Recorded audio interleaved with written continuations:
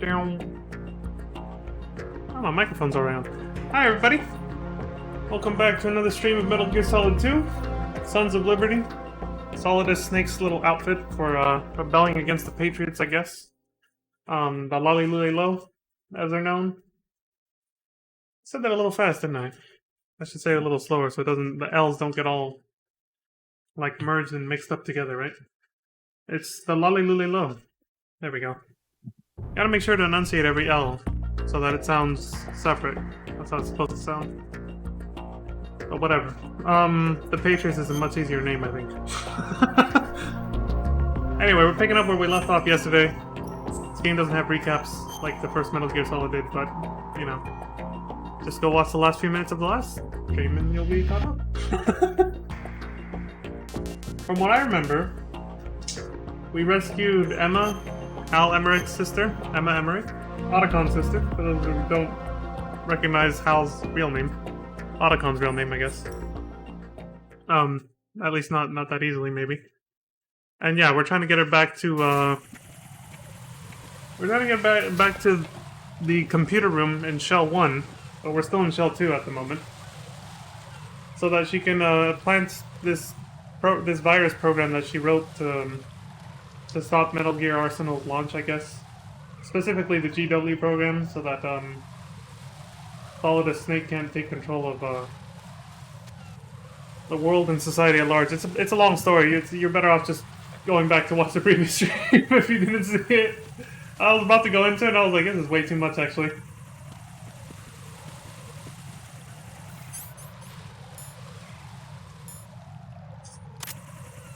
I haven't used this one enough. I'm using this. Damn. We've been out here all day. Sun's going down. It's gonna be dark soon.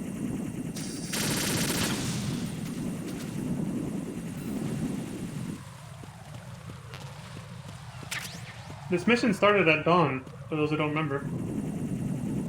Oh, they fixed the bridge! Oh wait, this is not Shell 1 core, this is Shell 2. Right. I thought I was over here for some reason. But someone did, you know, put some convenient little ramps for me to guide Emma along, but she can't, you know, shimmy along the fucking edge like I can. See? Here we go. Who's down here? Oh. Should have looked up.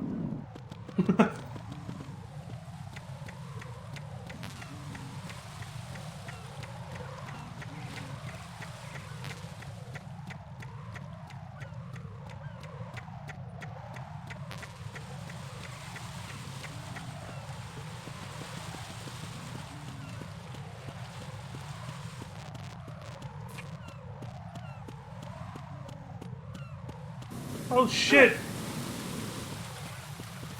Get it off!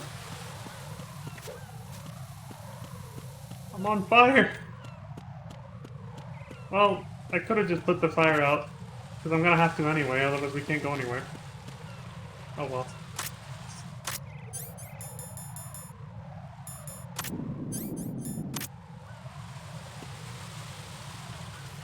Alright, Emma, the coast is clear. As clear as it's gonna be. OCD, why not?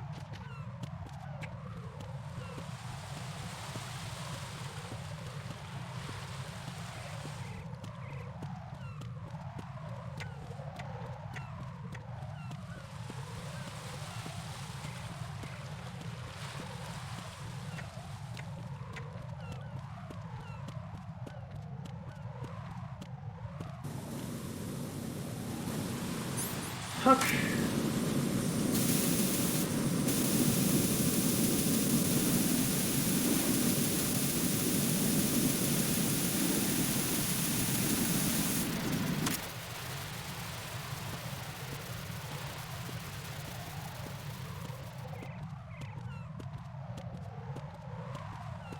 Those embers would still burn, I gotta say.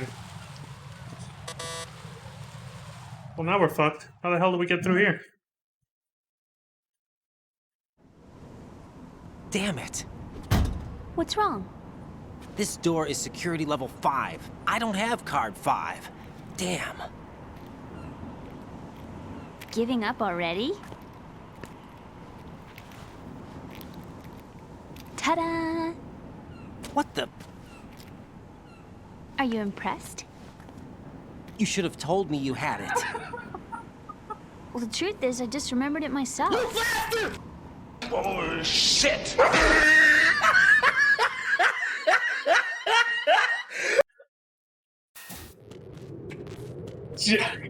Raiden, he gets so mad. Why didn't you tell me? It's like, goddamn, dude, just be happy you got it now. Hot-headed bastard. Oh, you gotta take these fools out.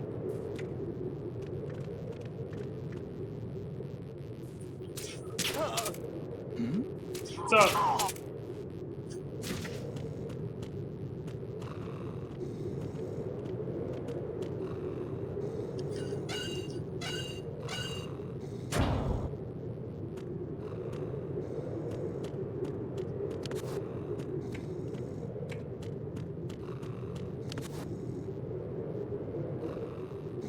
That's a long way down.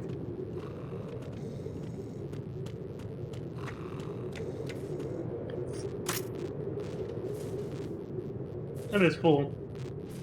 He's turned his back to her and holds his hand out like a pimp waiting for waiting for one of his chicks to just like, I don't know.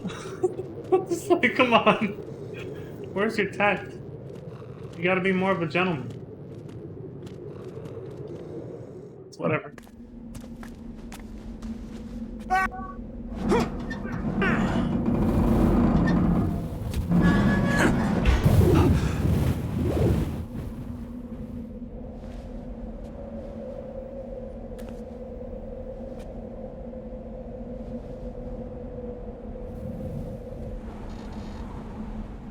I wonder if you would actually get blasted in the face like that by a lot of wind if you just opened the hatch that was like really high up like that. Or was that their way of just adding dramatic effect to the height? I have a question for you. What is it? How do you feel about heights? I can't say I like heights, though water's higher on my phobia list. Why? Well, we have to go down a ladder. How far down? Just a little bit.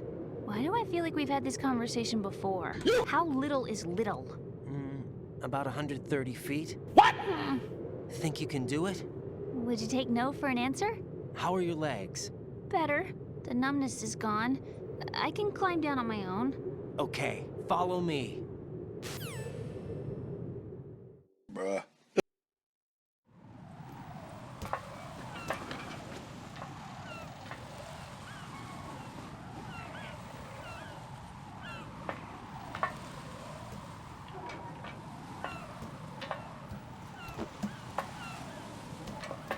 Hey, we got a beautiful sunset view. Kind of. No, there's some clouds in the way, but it's, you know, it's cool. Flecks off the surface of the water nicely.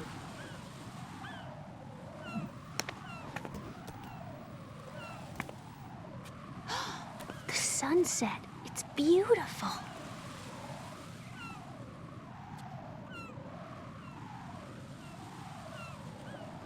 If we don't hurry, it'll be the last we see.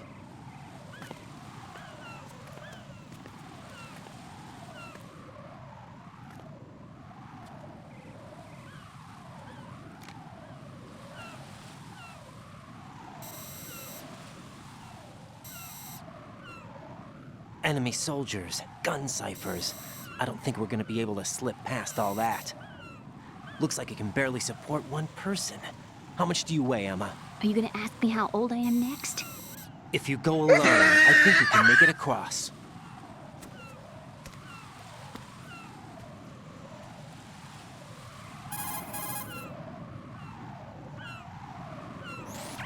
This is Raiden. Do you read me? Yeah, what's up?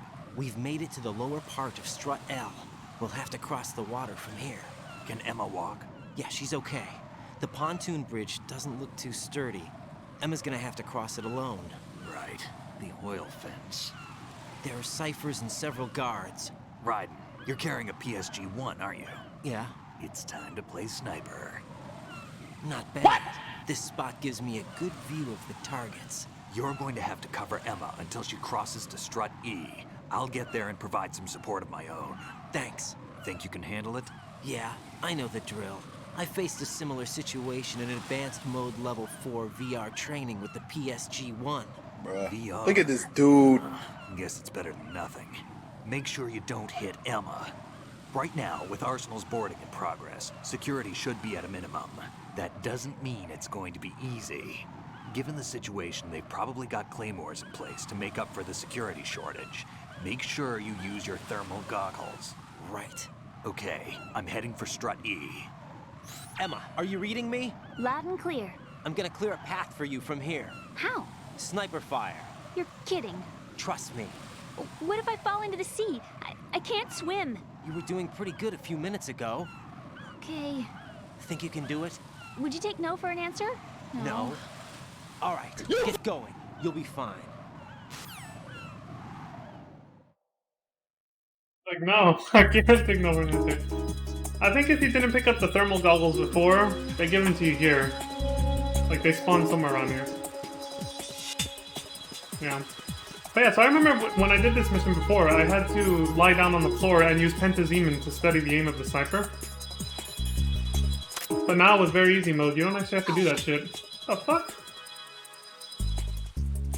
Jesus. I don't see claymores. Not from here, anyway.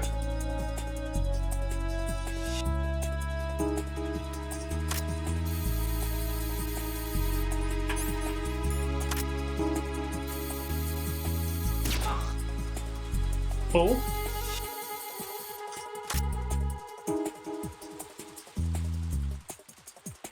Some enemies don't spawn until she gets really close to her destination, so you can't just, like, take everything out right now and be like, oh, it's safe now. It doesn't actually work that way. This is Snake. Can you hear me? Yeah, nice and clear. I've reached my sniping position on Strut E. I'll provide support fire from here. Right. Do me a favor and take out whatever I miss. Just call me when you want me to shoot.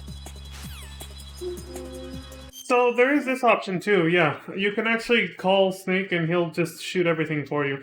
I think like you literally don't have to shoot a damn thing. Just call him and he'll start blasting everything. I don't remember how it works. I mean, where's the fun in that?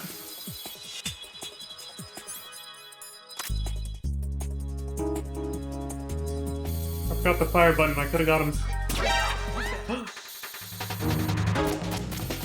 See what I mean? Some dudes don't spawn until she starts getting close. I was looking too far ahead. She's fine now. I'll have to stay closer to her rather than...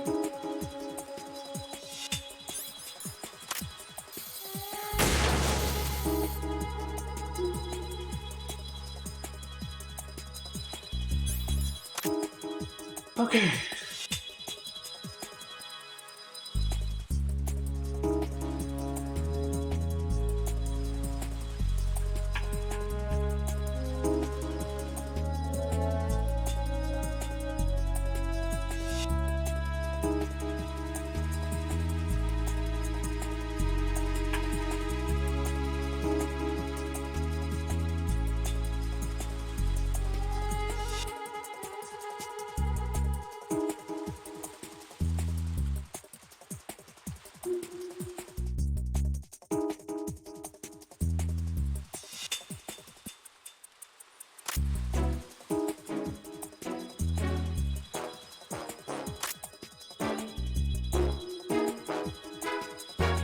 Oh! The fuck did you come from?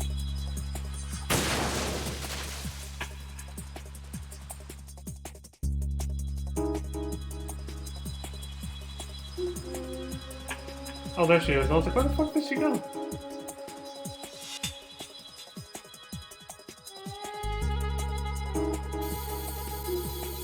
I don't think they put claymores on very easy mode. They would have been there by now.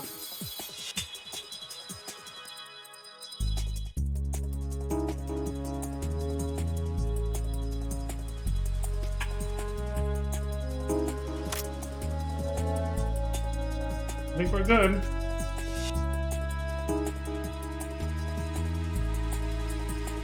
Oh, who's this prick?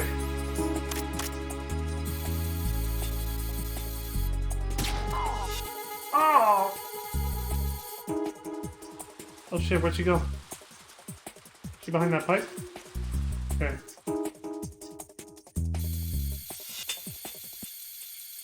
Oh, fuck. He's gonna see her when he gets over there. I can't see it. Or wait, if that's not the... Who the hell? Oh, it was him. What the fuck? Okay, so he saw her from that side, but, you know, to make it fair for the player, he has to come back around this way to actually start shooting at her. Because, you know, if he starts shooting at her from the other side, how the fuck... What are you supposed to do? Alright, well, that's good game design at least.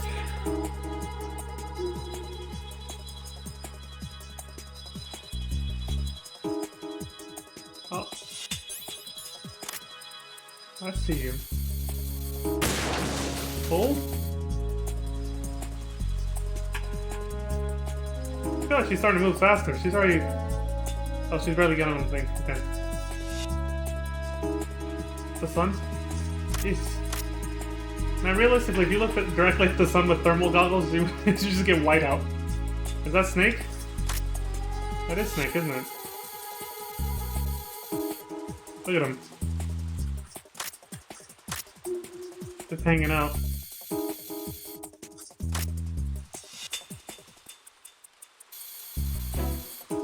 Alright, she's almost home free. She just crosses this bridge and Snake's right there to get her. So far, so good. We got this.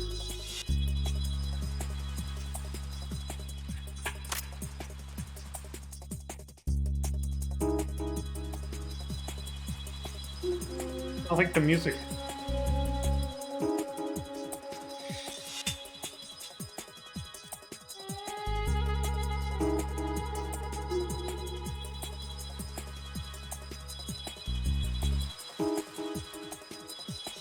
Hey! Who the... Shit.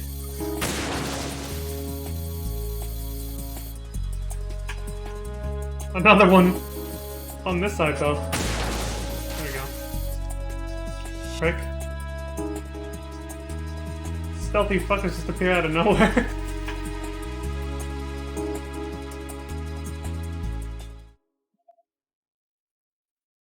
They just start floating in.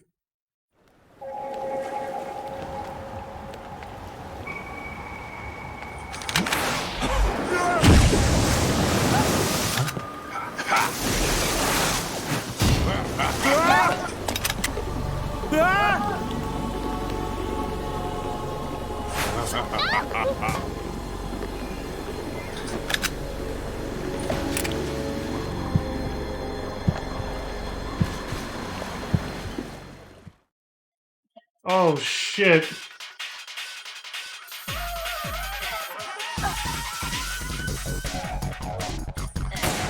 Fuck you.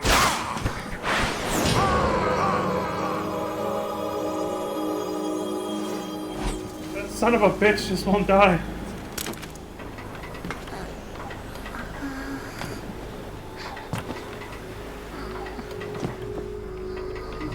He stabbed her.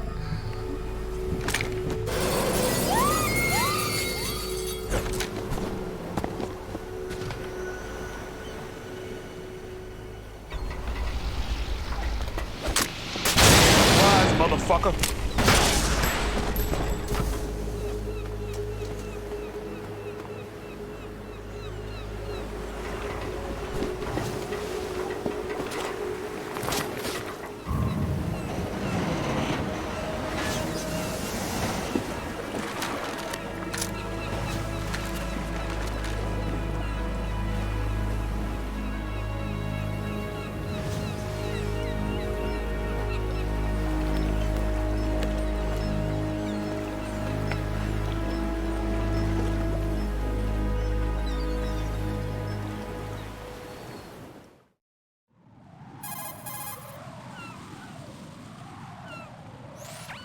Raiden, Emma's been stabbed. That bastard. Oh shit, dude. She's conscious, but the bleeding's bad. I'm bringing her over there right now. Raiden, get that disc over here as soon as possible. I'm afraid her time's running out. I'll be there. Fuck, now I gotta get my ass over there as fast as possible.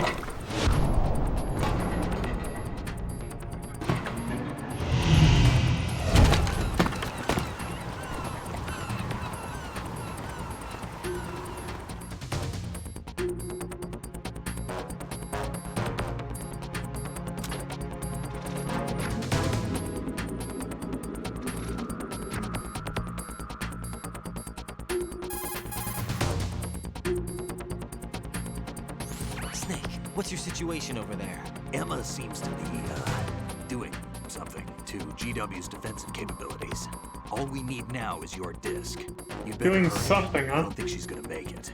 How's the bleeding? Just get over here. You'll find the coast is clear with everybody aboard Arsenal right now. Understood. Okay, so no guards, but I gotta get there fast as shit.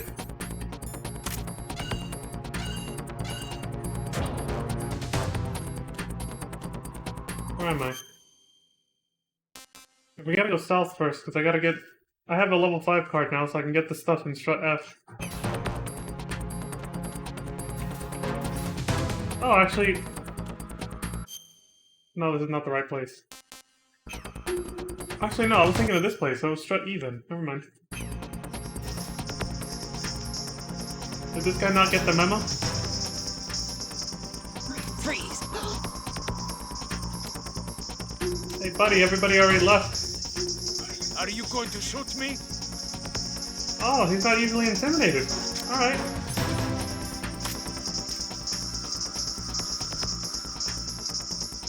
I'm gonna shoot this scumbag in the leg. If you're going to do it, then do it. Now what?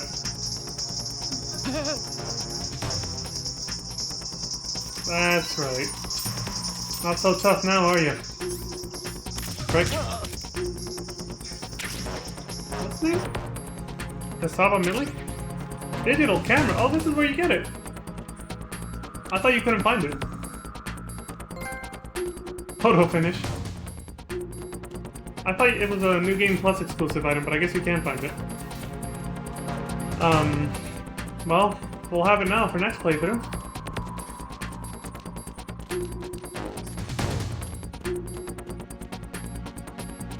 Was there a level 5 card door? As far as I know, these were the only ones. Yeah, I don't think there was one for Strut F.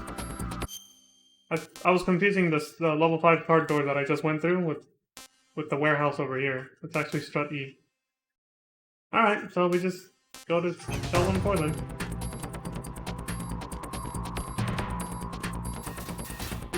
I guess I could still double check, but I'm pretty sure there's nothing there with a level 5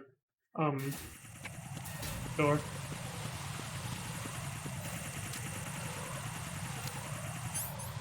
The coast is not clear. Oh, okay, it just takes one shot.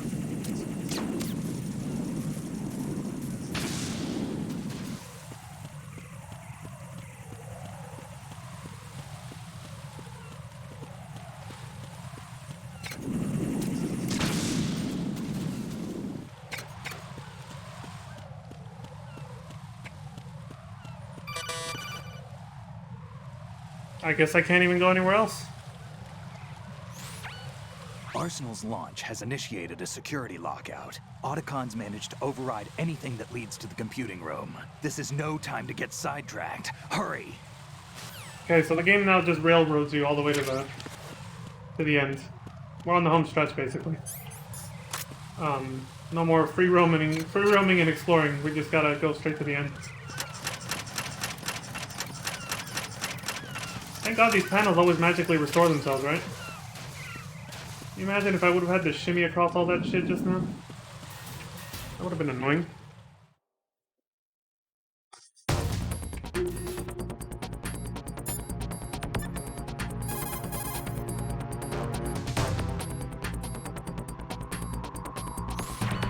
Hey, Jack.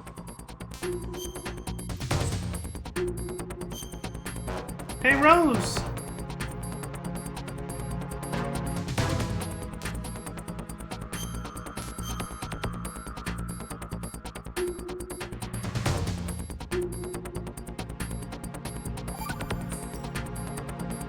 Rose, can you hear me? I'm right here. Actually, that's okay. Forget it. Jack, what is it? You wouldn't understand. Try me, Jack. Please. I can't, not to you. Please, tell me. I can help you. No, there's no way you'd understand. You can tell Snake, but you won't tell me? He's different. Why? I'm in this war You too. suck! With you. No, the war is out here, not on a live feed to some control room. You want me to pick up a gun and fight? Is that it? Lord, no. You're the one person that I'd do anything to keep out of this place. Then what is it? I'm a killer. But I see men hit, I see them die in agony, and I don't feel a thing for them. don't think things like that, Jack. I'm a born and bred killer. Nothing like Snake. He fights for something he believes in. So do you. You're doing your duty. No, I'm not. Somewhere deep inside, I'm enjoying this game. This game. Nice fourth wall break, buddy. I haven't killed a single soldier yet, I think. I've just shot them with tranquilizers. But, of course. The one time I forget to do this when going into a room. Shit. Well. Oh, damn, I'm full. That doesn't mean I can't destroy them, though.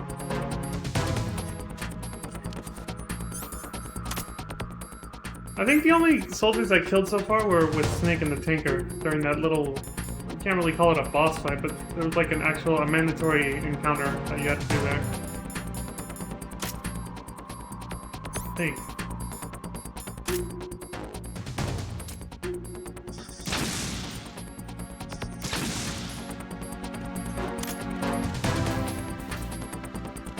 Oh right, I don't have the mine detector equipped again. Have to be careful. That was a very weird out of the blue thing for Jack to tell Rose, but... You know, I guess it makes sense. He's kind of like trying to let her know the type of guy he is. You know, a soldier. Being like, do you really want to be with a cold-blooded killer like me? Because, you know, that's what I've been trained to do as a soldier. What else are you being trained to do when you do that? But still, just kind of a weird time to bring it up.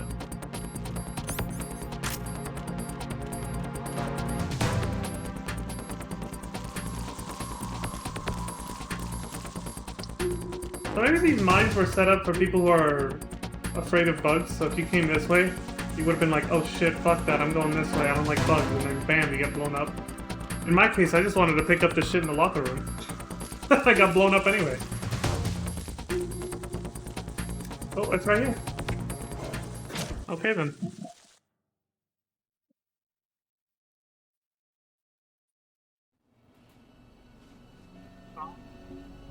We made it.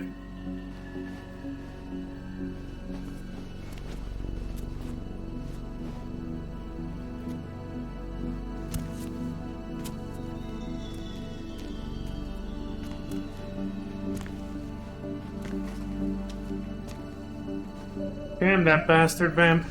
The dude just doesn't die. How's Emma? I think he got some internal organs. We can't stop the bleeding.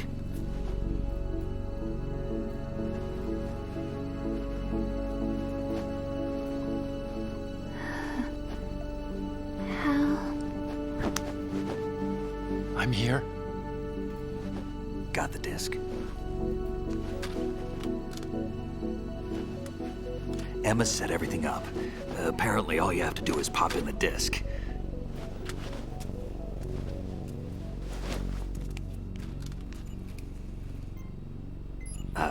That should insert the virus into the AI. Is it working? Just leave it to Emma. What the? An antibody agent? Damn! The connection's been cut. Is the virus upload complete? I don't think so. The count stopped at 90%. Otacon. I don't think Emma's made any mistakes. But A portion of the worm cluster might have been altered after the disc left Emma's hands. by the Patriots? Will the virus still work? I have no idea.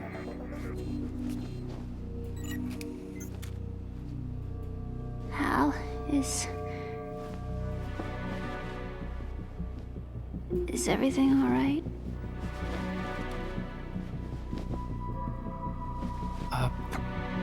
It's all right. Everything's all right. Good. At least I won't be adding another page to our family's dark history. Yeah, that's right.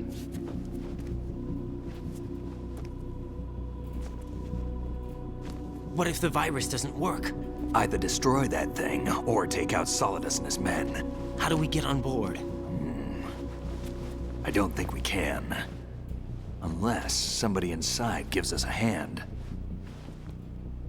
Hal. I always... What is it?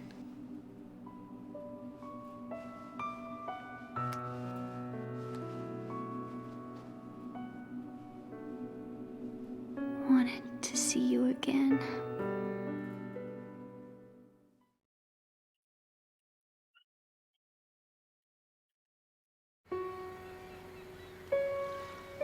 You don't hate me? Never.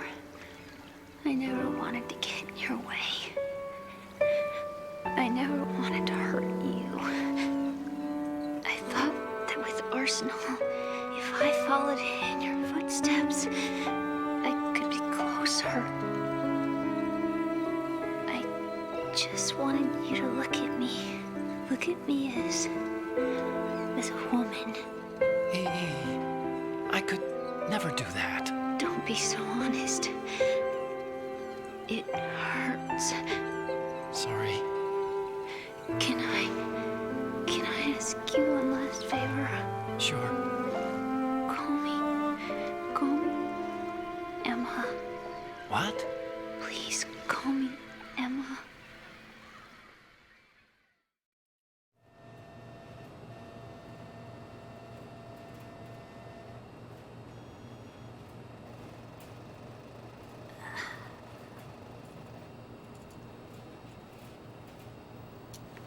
What's wrong with EE?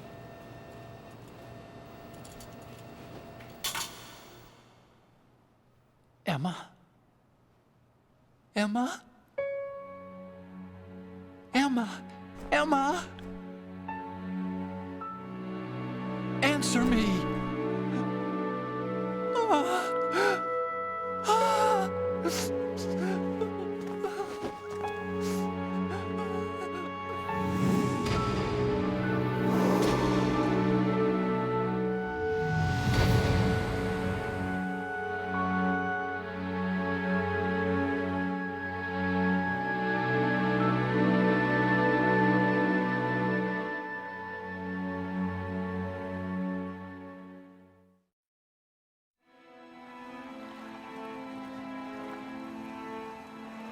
I didn't leave you. Because of the accident, I had a relationship with your mother. She seduced me. And it went on. My father's death was no accident. He took his own life. It was my fault, all my fault. Forgive me, Emma.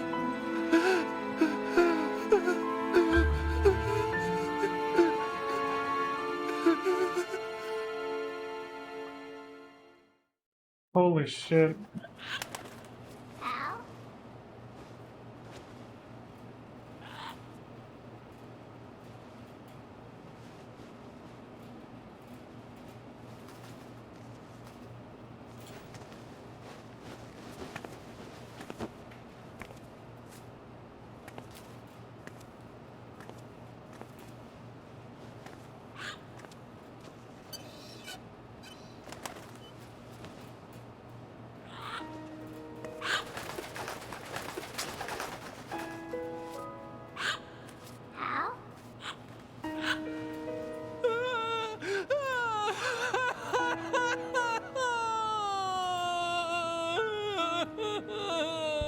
Attention! Arsenal gear is ready for launch. Evacuate the upper levels immediately. Sounds like they're cutting this area loose. What do you mean? It means we're gonna sink.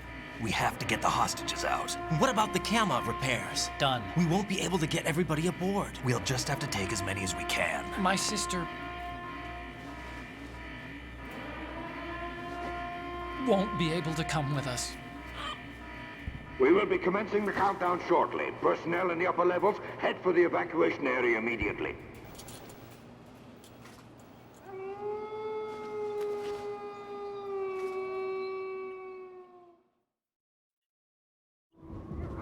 I'm always the survivor. Why, Wolf?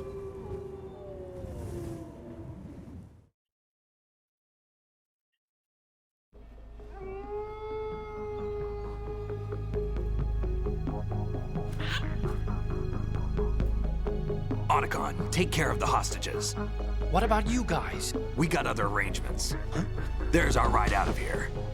Anyway, we're gonna have to sink that thing if the virus doesn't work.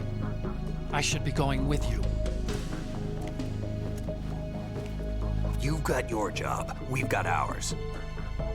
You mean I'd only get in your way? Wrong. Only you can save those hostages. Got it? Right. Listen, the two of you won't be able to destroy that thing. Eliminate the enemy. That's your only option.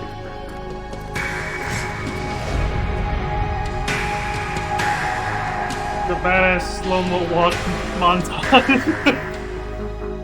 Showing the heroes of the story about to do some badass shit. About to kick some ass or something.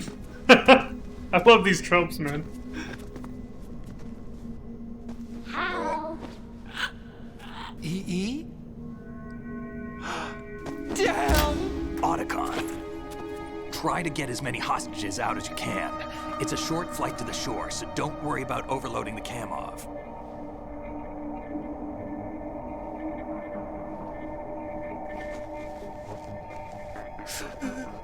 Leave it to me.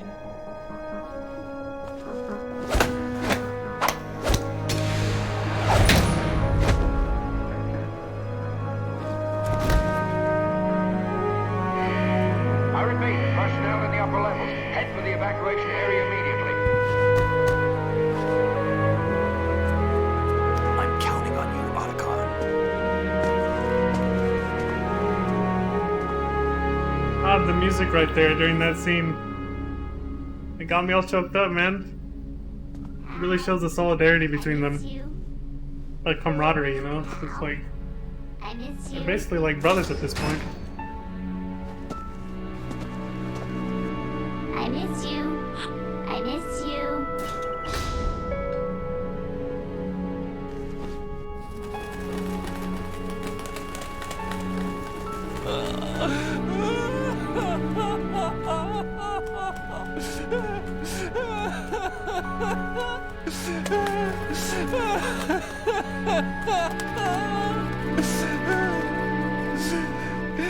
You and me, we're the same.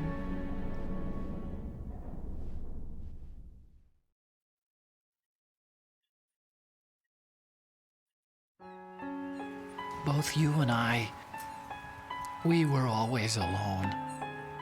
Always.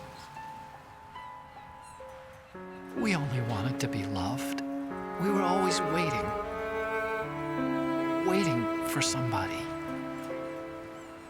Somebody who would love us, but we were wrong. You can't wait to be loved.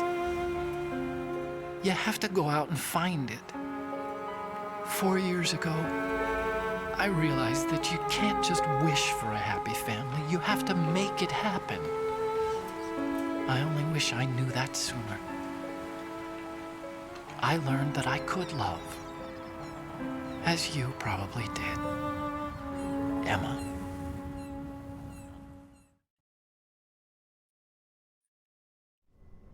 You think he's gonna be okay? He's tougher than he looks. Consider it done. Now, how do we open this thing? You can come out now. A ninja? What the? Arsenal's going to take off. We still need you to take care of a few things. This time, do not fail us. Snake, what's this all about? Bedtime, Raiden. I wouldn't do that. You're changing sides now? Change sides? I don't recall saying I was on yours. Damn it.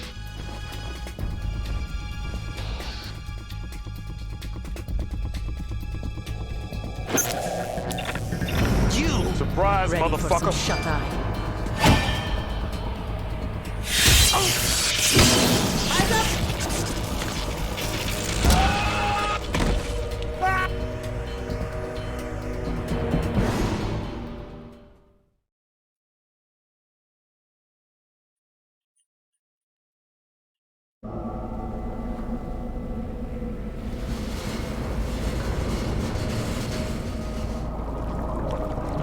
The betrayal, man.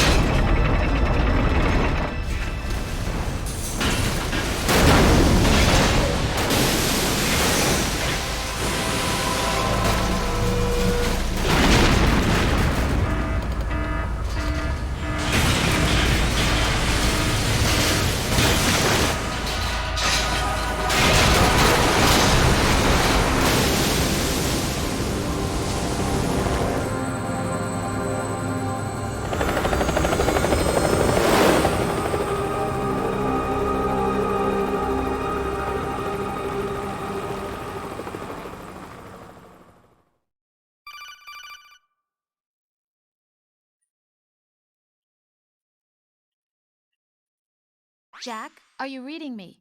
Do you want to save your mission data up to this point? That sequence of cutscenes was longer than 10 minutes because the controller turned off, and I have it set to auto off in 10 minutes. It's the first time that's happened, I think.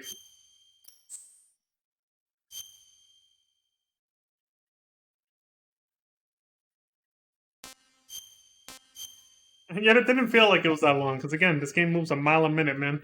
So many subplots going on. The thing with Emma, and, you know, Otacon, and then everything else that just happened. It's crazy. Your mission data's been saved. Thank you, Rose.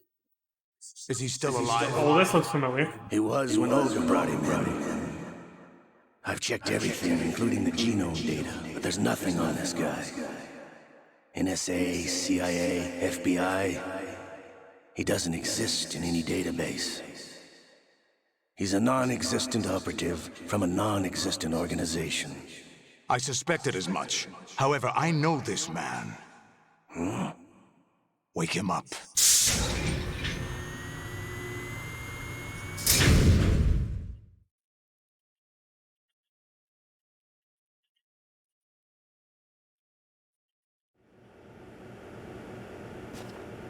Oh, this is giving me bad flashbacks right now. It's been a while, hasn't it? Jack the Ripper?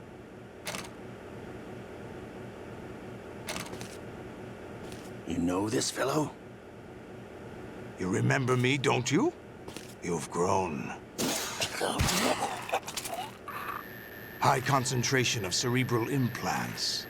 Have they altered your memory, too?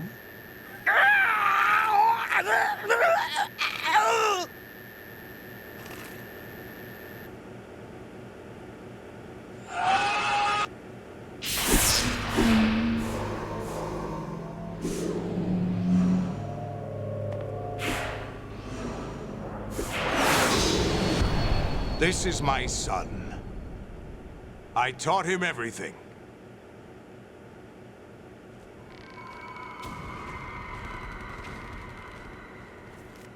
Jack, I never thought I'd see you again. You know me? You don't remember. Your name, your skills. Everything you know, you learned from me. The 80s. A civil war. You were one of the best among the child soldiers that fought in that conflict. When you were barely 10 years old, you became the platoon leader of the Small Boy Unit. At the time, your outstanding kill record earned you several nicknames, including White Devil and Jack the Ripper. Jack, I was your godfather. I named you. When the war ended, you disappeared from the relief center. I wondered what happened to you. I should have known they would recruit you.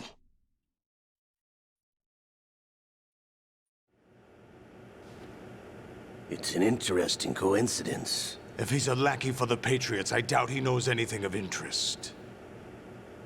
What should we do with him? We'll use him like you suggested. What about Dead Cell? Ignore them.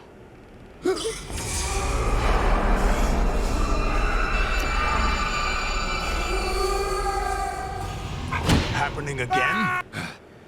Could it be that he's here too? It's rewind time. In another hour, we demonstrate the power of Arsenal gear. Attack with standard weapons, of course. Yes, proceed as planned. At last report, all is well with GW. How about the troops? The men are being refitted with Arsenal gear equipment as ordered.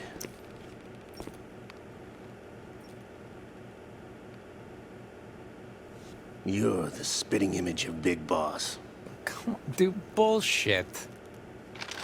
I guess I do see a resemblance to Sean Connery. Is that so? Perhaps I should be grateful to this kid for that. Maybe a little. Only a little, though. Part of Her Majesty's MI6, right? This situation, I find it very nostalgic. Where am I? Why, inside Arsenal gear, of course. Actually, we're also inside the memory of Shadow Moses. I'll take this back. You don't need this anymore, do you?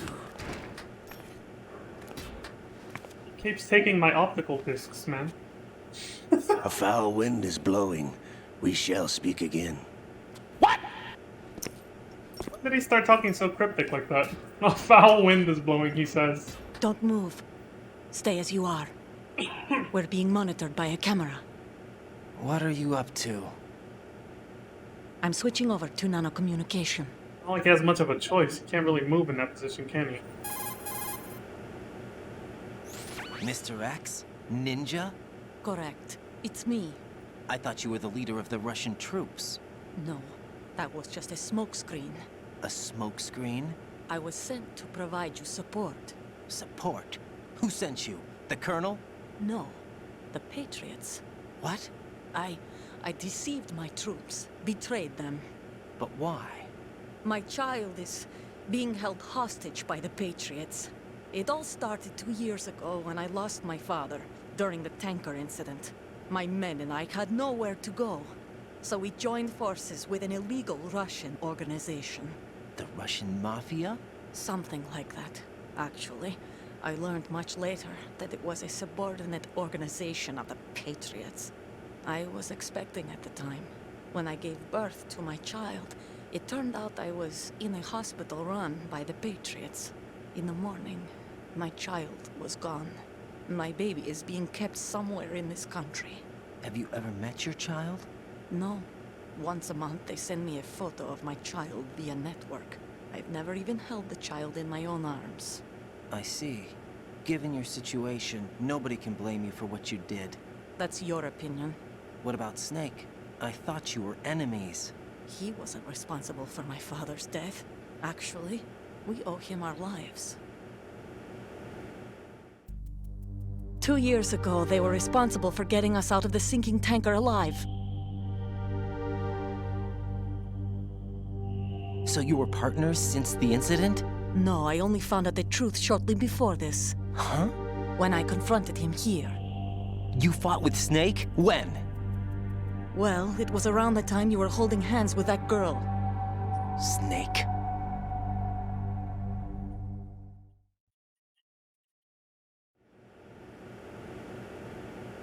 So you joined hands with him to pay back a debt. No, mutual gain. Mutual gain? My job was to assist you. If Solidus gets away with Arsenal, your mission is a failure. The Patriots would judge that as failure on my part and terminate my child. Putting it simply, my child's life depends on your success. So you did it all for your child. But why would the Patriots want to help me? Are they hoping I'll take Solidus out? No, you're just like me. We're just pawns. Pawns for what purpose? The S3 plan. Huh? You'll figure it out sooner or later, but I wonder if you'll handle the truth. What do you mean? Listen, we haven't got time for this. Solidus will commence his attack any minute. He's got to be stopped. What about the virus? No results so far. I think the Patriots have tampered with the program. Will it work? I don't know. Get me out of this thing. Not yet. I'll release your restraints after I leave this room. Where's my gear? Snake's got everything. I couldn't bring it here. And where do I find Snake?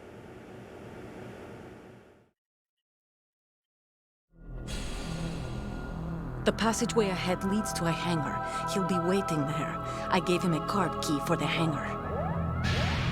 Does Snake plan to destroy Arsenal gear? No. Even for Snake, it's impossible to completely destroy this thing. The only option is to stop Solidus and his men. What are you going to do? Stay concealed. That's my role. I still can't afford to be discovered.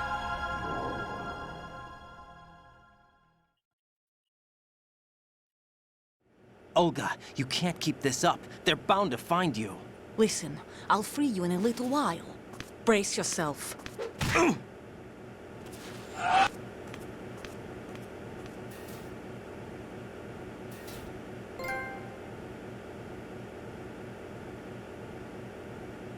Sharing it, Karen. What the fuck was that for? Look, the drink with the straw right there. A waste.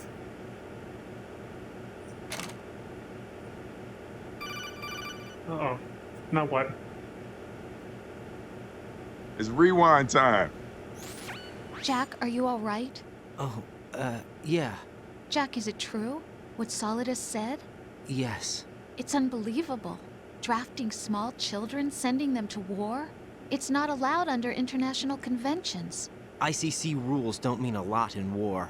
Someone told me that there are over 300,000 children in combat right now. This is probably I was just true. one of them. So you remember. I thought your memory had been manipulated by them. It was. But I have nightmares every day. Pieces of the past I can't put together. Why didn't you tell me? You couldn't begin to understand. You wouldn't know that until you try me. I didn't want you to get hurt. There was never a real reason for me to fight, except that someone put a gun in my hand. And that someone was him. It wasn't your fault. If I survived the day's fight, I was praised, fed, and had a bed to sleep in. I think I was only 6 when I held my first AK. But I'm not even sure of that. Jack. I'm not like Snake. I never questioned why we fought. There was no purpose, no way out. They give you a gun, you ask how many to kill. If you didn't, you were the one they shot instead. It's okay. No one is blaming you. We were shown Hollywood action films every day. The kind with macho guys and big guns. They call it image training. Ugh. They built us from the ground up into killing machines. We were fed once a day. I can still taste the gunpowder they mixed into the food. Gunpowder? In the food? The gunpowder had toluene in it, giving it hallucinogenic properties. It kept us drugged, controllable. Oh my God!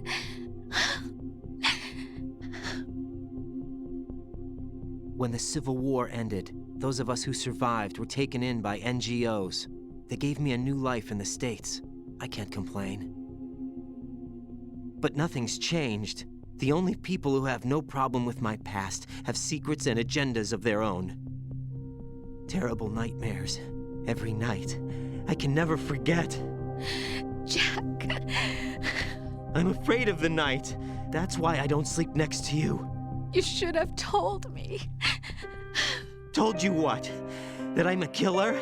And always have been? No!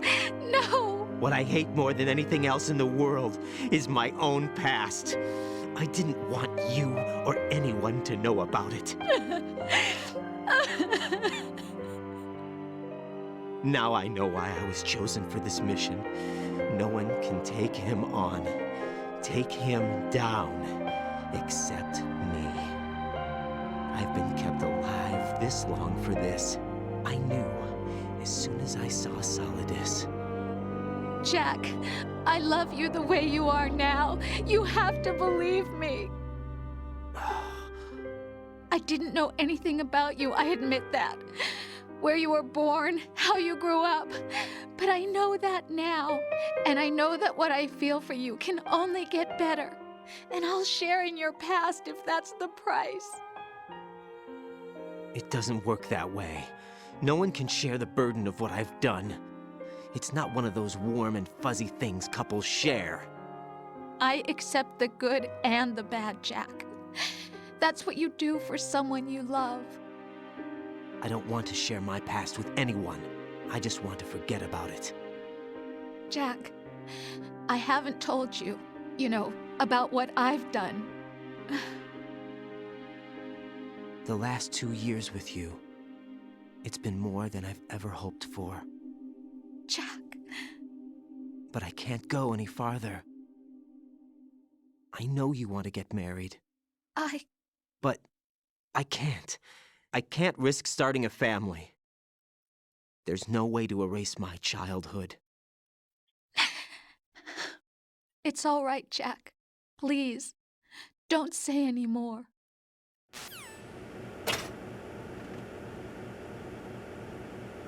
Damn. Again, one bombshell after another, right? Now we gotta run around like this in the nude.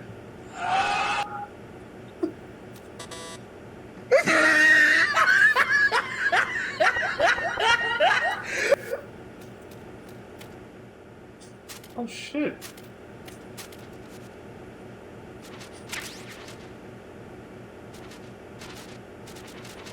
Well, hello. We got a ration.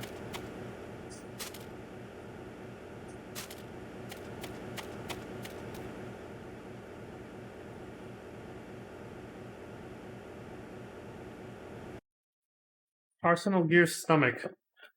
Ah, what a nice location, man. Beautiful.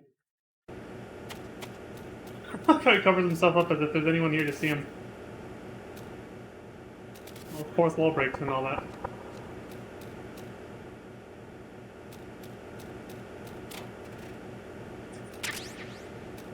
Oh, is that in case we catch a cold? Cold medicine. Yep. Man, if we sneeze at the worst, at a bad time, I'm gonna flip the fuck out. A little pop. Look at that. Some soda.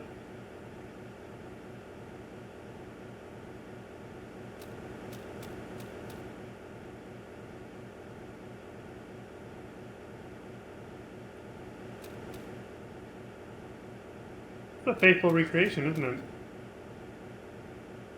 There's no air vent down there, but there wasn't in the original anyway. That was just the remake. Okay, well, here we go. I thought that was going to be an area change. Arsenal Gear Stomach. At least they give you a node so you can log in and activate the Soliton radar. Like this. Yeah, that's almost supposed to happen at every node if you're playing on higher difficulty, where you actually have to do that.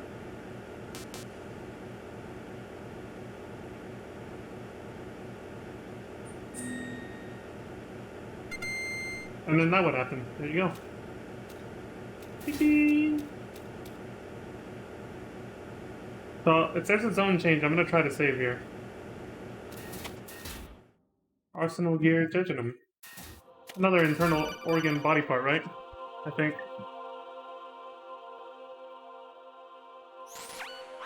Raiden, do you copy? You must continue your mission. I've lost all my gear. I need to locate Snake. He was never factored into the simulation. Leave him out of this. I can't do much naked, especially in this temperature. That's true. You won't be able to attack or enter the hanging mode either. I think Snake has my gear. Raiden, take out Solidus and his men. You must recover Arsenal intact. Colonel, are you under orders from the Patriots? Your role, that is, mission, is to infiltrate the structure and disarm the terrorists. What? My role? Why do you keep saying that? What the fuck? Why not? This is a type of role-playing game. The point is that you play out your part, and I expect you to turn in a perfect performance. Colonel, I just remembered something. What? That I've never met you in person. Not once. Complete your mission, according to the simulation. Colonel, who are you? No more questions. We have Rosemary. What do you mean by that? What? Over and out. You bastard! What the hell is going on? Well, he did say it is a type of role-playing game. Can I save my progress then? Jack, I guess you need to save. Yeah. Why'd he sound so weird about it?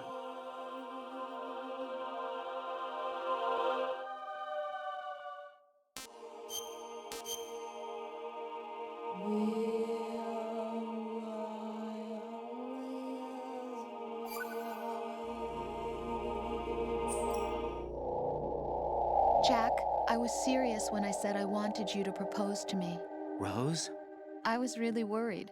There are times when it seems like you're not really looking at me and that if I looked away for a moment, you'll disappear. I wanted to make sure you couldn't get away. I thought that if we lived together, maybe things would change. That maybe we could change things ourselves. But that wasn't the problem. There was something deeper. I'm sorry. I guess it's impossible for me. What are you saying?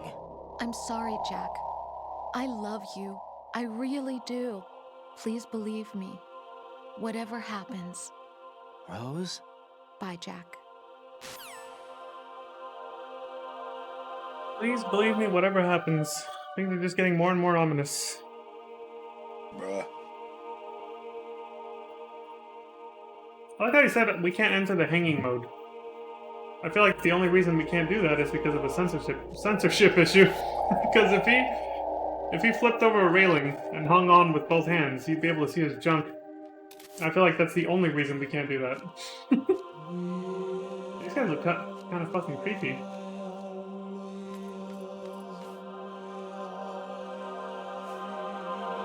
Supposed to be the arsenal gear that they were talking about earlier, right? They refitted the soldiers with these. Oh, look at the floor, it lights up. Are we in a nightclub? Can I still do this? Yes, I can. Can I still punch? Yes.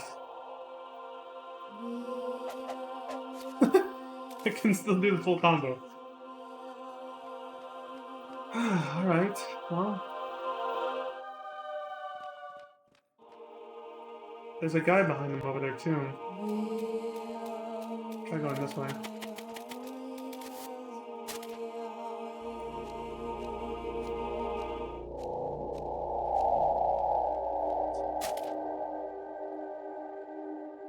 Now it says US Navy. The Metal Gear Ray thing.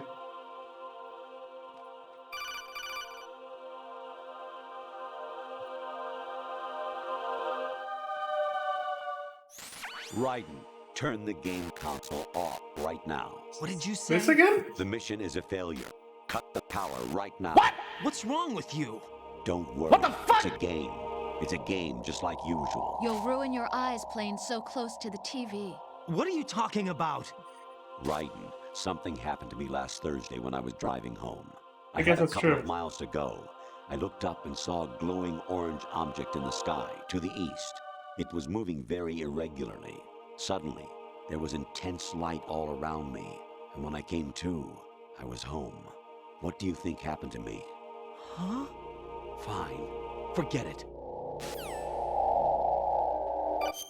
What do you think happened to me? You got abducted by aliens like that Gary McGolden guy from the fucking prologue that we read. The hell is this? Like a turtle and I don't know what the fuck that is. Dude, you just called me. Honestly, though, you have played the game for a long time. Don't you have anything else to do with your time? Evidently not. But that is the streamer life, right?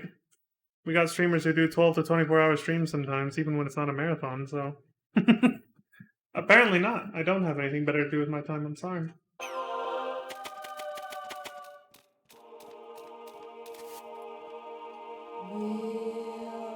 That's gonna make noise.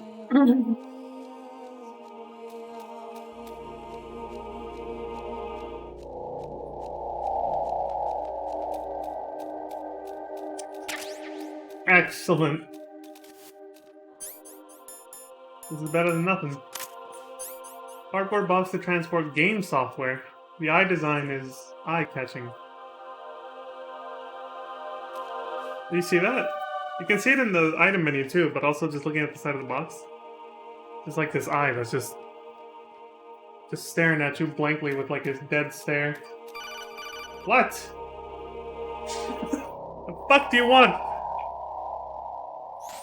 Even my patience has its limits. I just can't leave this thing up to you any longer. I'll do the fighting. You can just go home. You bastard! You suck! That's basically what he just said. He said I suck. I don't know if this is gonna work though. Okay, that guy's down there. I don't have to worry about him. Like, are they really just gonna leave me alone if they see me in this box?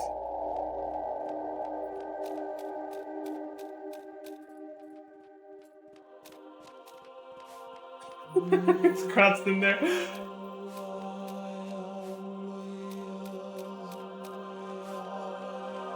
That guy's... yeah, he does that. That guy crosses the bridge over there.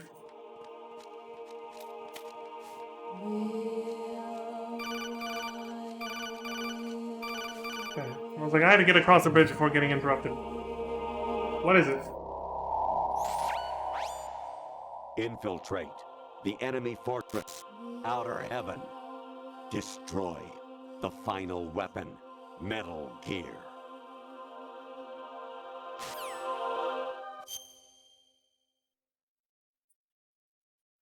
Do you guys remember that was when the first time they told us to shut off the game console was near the end of Metal Gear 1, right? Big Boss calls you up, he calls Snake and he's like, turn off the game console. Abort mission.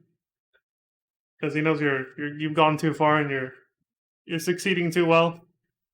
You're about to find out that he's a bad guy. What?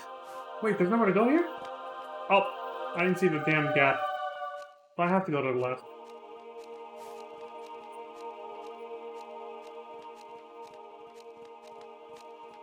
Oh fuck, man. So many assholes.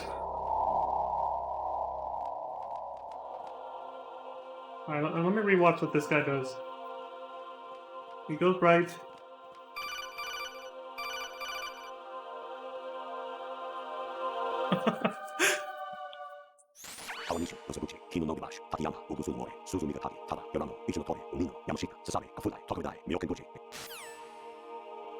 He just named out a bunch of people's names. Alright.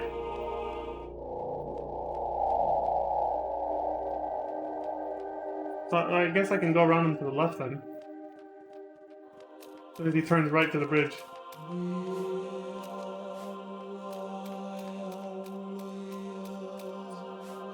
Huh? Oh, we are so screwed if he kicks open the box.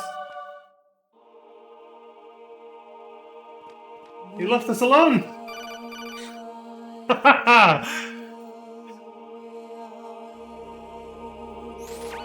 Variety level 13. Rescue Meryl. The return of Ginola. What? That is some fucking nightmare fuel. You can see his skull. But he's giving us a recap on the VR missions game, if y'all remember that. So that's cool. I want to get that item. Okay, where did he go? Okay, cool. So I'll just double back.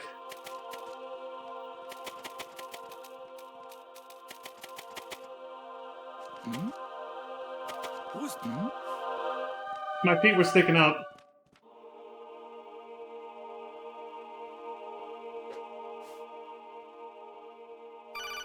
Oh, we're so screwed. He's looking in the box. We're done.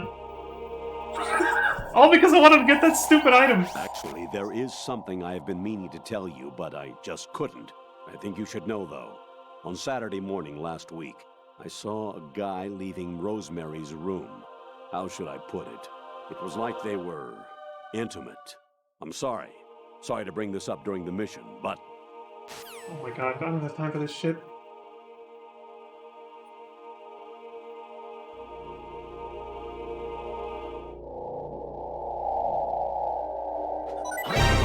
Damn it! Fucking prick. I was just medicine too. God damn it. I never should have gone for that shit.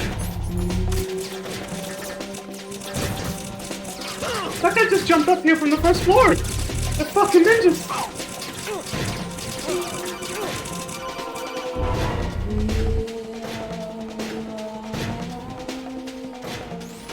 I hear it's amazing when the famous purple stuffed worm in Flapjaw Space with the tuning fork does a raw blink on Harry Carey Rock.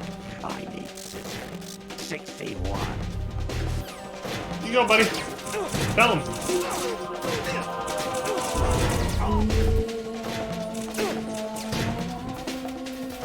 Jesus fucking Christ, dude.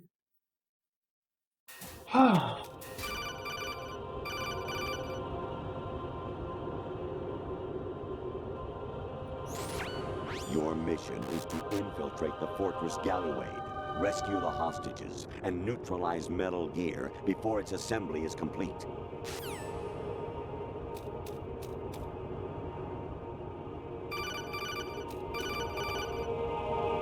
There's another ration over there. An anemone or clematis plant's juice can cause a rash. When pruning them, it's a good idea to wear gloves. Okay, duly noted. Oops. There we go.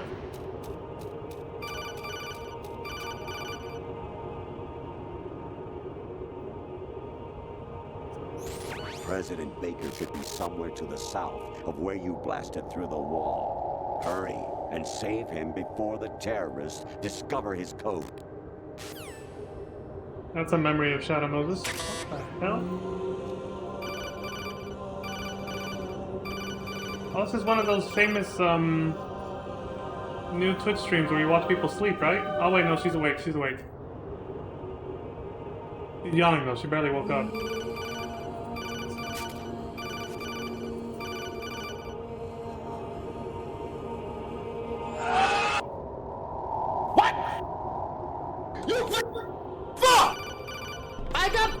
Surprise, mother. Emo.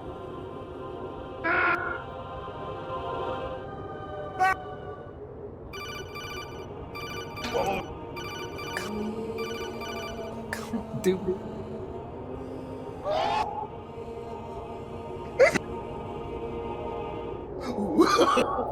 It's rewind time.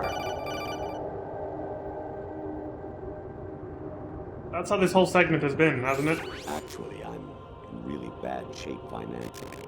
I pay money to my ex-wife as part of our divorce settlement, among other bills. I just had no choice but to make you pay for lunch the other day. I'm really sorry.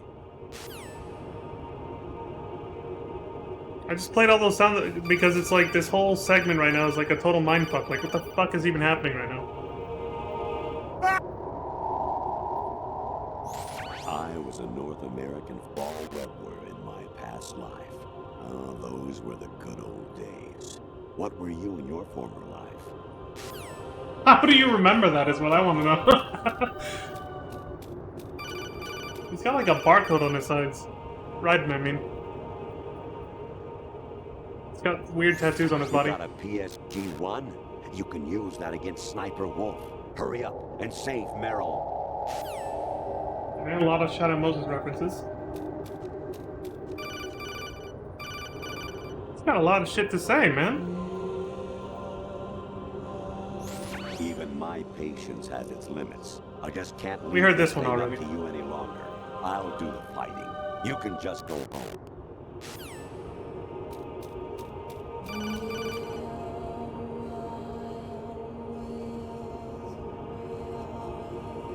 Jack, it's me. Hi, Rose. Jack, I owe you an apology. If it's about that conversation just now, I'm the one who's sorry. No, it's something else. What is it?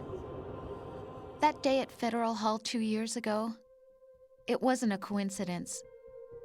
I was ordered to keep an eye on you. Keep an eye on me? Yes, by the Patriots. You're a spy? I suppose. Yes. It's an ugly word. Are you still there? Was sleeping with me a part of the job? I fell in love with you. How could anyone? I can't excuse what I did. I've reported every detail of your personal life to them these 2 years. What you did, said, everything. Must have been fun. But some things I didn't tell anyone. Like what I felt for you. So that's why you were involved in this mission. I should have known. Why else would they toss an analyst into the mix at the last minute? I'm sorry. I know what I did was wrong. No matter where I go, I get used. I reinvented myself to suit your tastes. Hairstyle, clothes, the way I moved, things I talked about. You say you love the color of my hair, my eyes. They're not even real. You must have gone over my psych profile with a fine-tooth comb. It was my job. Great performance. Had me completely fooled. What I really wanted was for you to see the real me. It hurt to play out this artificial romance. It was worse to lie to myself than to you. The more love you gave me, the more it hurt. Because I knew the person you loved was just a character. So it was artificial on my end, too. It was just a game, not the real thing. Oh, Jack. I feel better knowing that. What? I was in love, or thought I was, with someone who didn't exist. I was trying to be someone I wasn't by loving what wasn't real. I don't know who you really are. The person I knew isn't real. She's not the woman I'm talking to right now. In a sense, the deception was my own, not theirs. Jack, I thought I was acting because That's that some was my private thing. job. But I did fall in love with you. That wasn't an act. You expect me to believe that? It's okay. You had your reasons, right? Hey, I understand, but I have nothing left to... Jack! What? I'm carrying. I'm pregnant, Jack. Rose, what's going on? What? Her eyes turned white there. Did you see that? Amazing how you walk around like that. Snake! Been waiting long?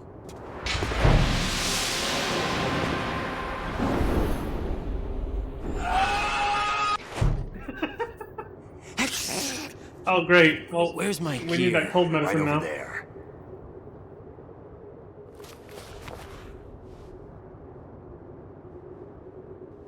That's more like it.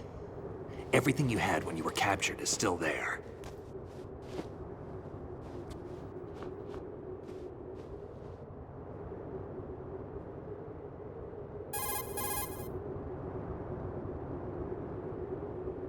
Sorry about earlier. I had to use you as bait to gain access to Arsenal. It worked.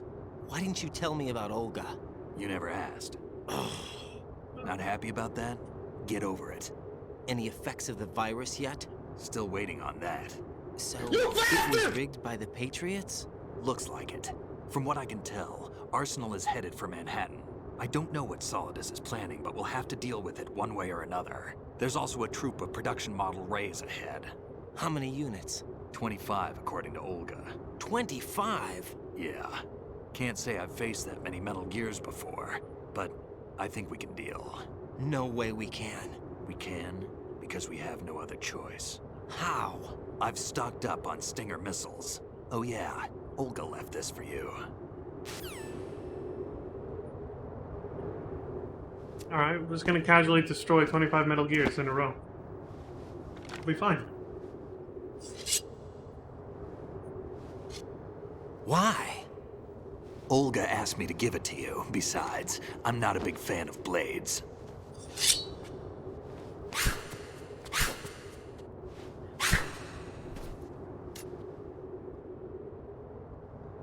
Cuts through the air like butter. Move the right stick up and down to make a vertical slice, and left and right to slice parallel to the ground. Move the stick in a circle to do a rotating cut. Push it forward to lunge and strike. You can guard with your blade if you have the L1 button pressed down. You should be able to deflect a bullet or two.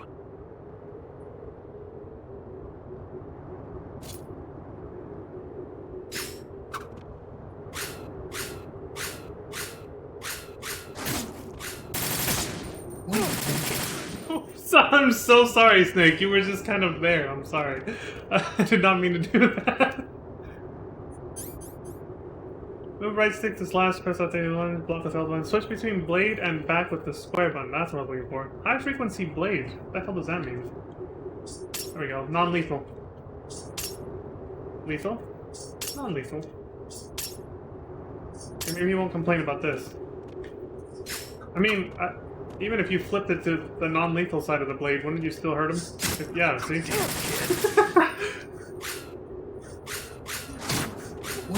Yeah, see, like if you... I'm glad they kept it real. If you stab him, it's still gonna fucking stab him. But if you cut, then it won't hurt him because it's the non-lethal side of the blade. So that makes sense. Yeah. Can you actually do enough damage to knock somebody out? Or fuck them up enough to disable them without using the lethal side of the blade, I wonder? I don't think so, right? It just turns the blade into like a blunt weapon at that point.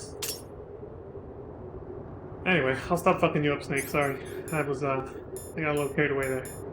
Oh, we might actually get to use this now. Damage incurred when equipped is reduced by half. Could have used this in that room just now, but I had nothing. Alright.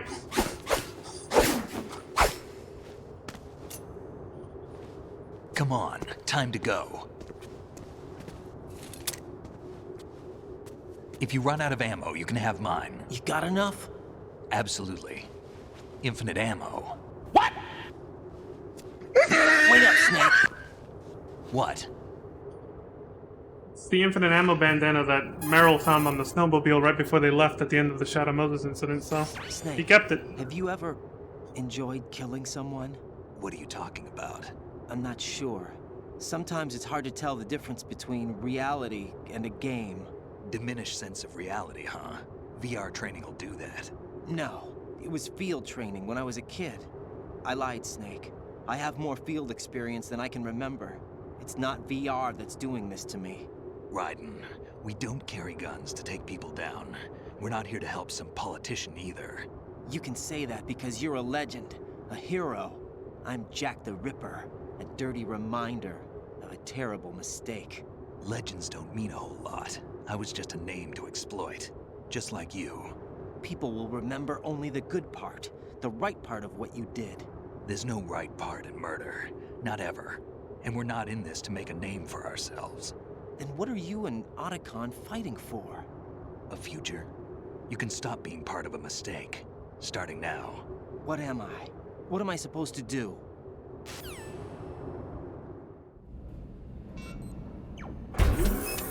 Find something to believe in, and find it for yourself. And when you do, pass it on to the future.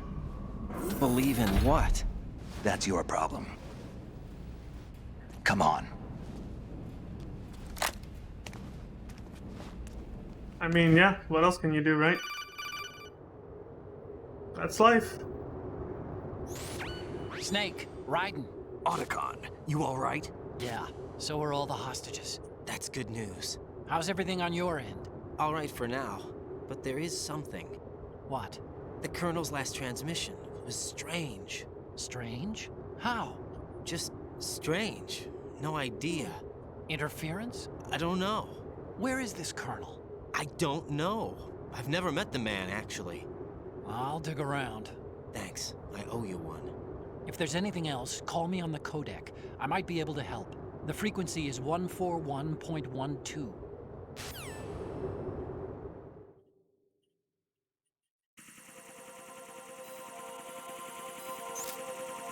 Colonel! Well, that's bullshit.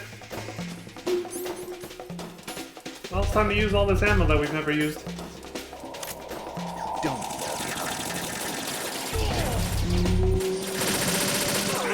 Follow me.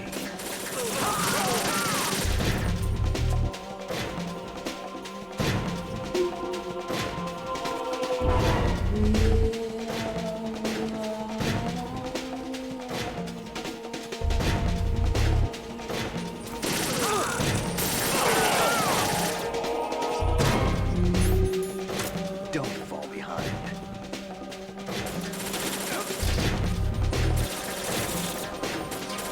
Oh, they're up there.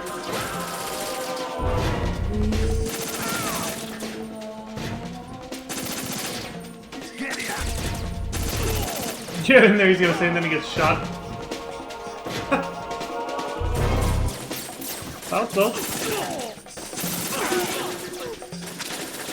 they know how to use swords pretty well already.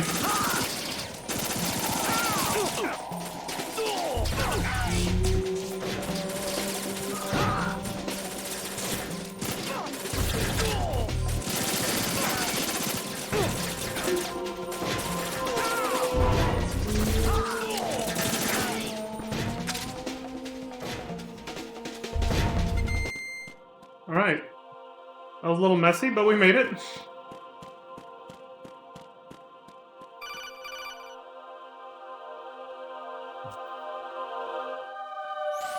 Raiden, about this Colonel of yours. I found out where he is. Where? Inside Arsenal. What? I've checked out all the possibilities, but I keep coming back to Arsenal. It isn't a relay point, it's the origin of the signal. And the encryption protocol it uses is exactly the same as that of Arsenal's AI, the so-called GW. What the hell does this mean? I think it means you've been talking to an AI. What?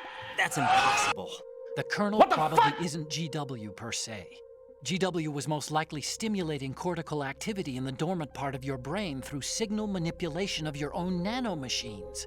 The Colonel is, in part, your own creation, cobbled together from expectations and experience. That's crazy. But it's probably the truth. The virus may be starting to affect GW, which would explain the Colonel's behavior. It was Dude, all bullshit. an illusion? Everything I've done so far? Raiden, Snake, what's happening around here? I don't know.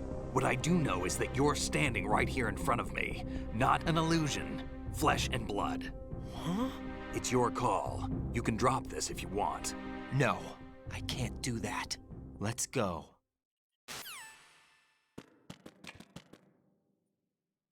Sigmoid colon. Raiden's basically like... Oh, shit!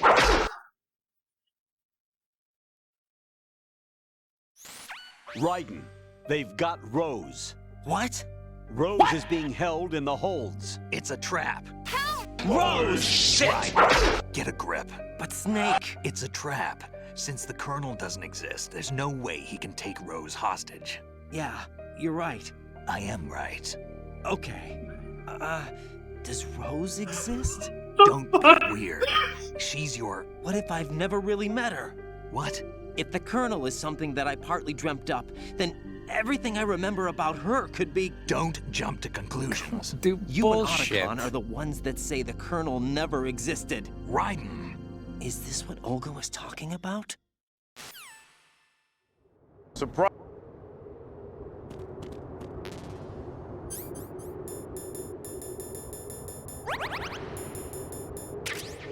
I'm sorry, it's just everything is going so far off the fucking rails right now.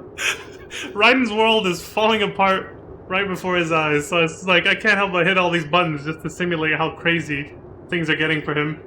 He's just like trapped in his own mind. What the fuck is real? I don't know, Raiden. Remember, it's just a role-playing video game. Don't think too much about it.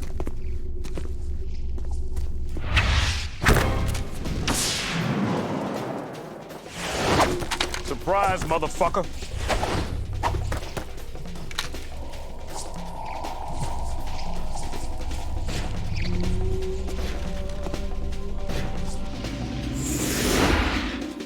Trailer moment. Why the hell do I have this shitty pistol equipped?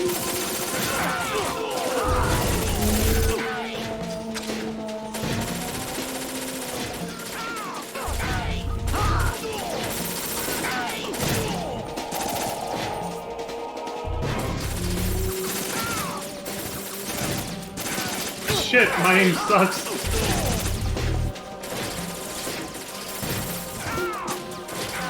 Oh! Fish and males.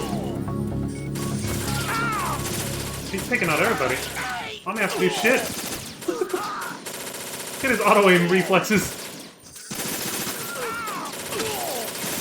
Oh, get the fuck out of the way, fool!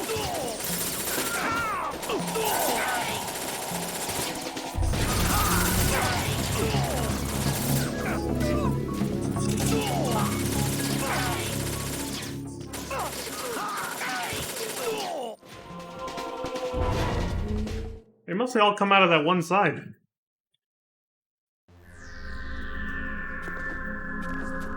Oh, I never noticed that, Crimson, but I haven't played that one in a long time, so...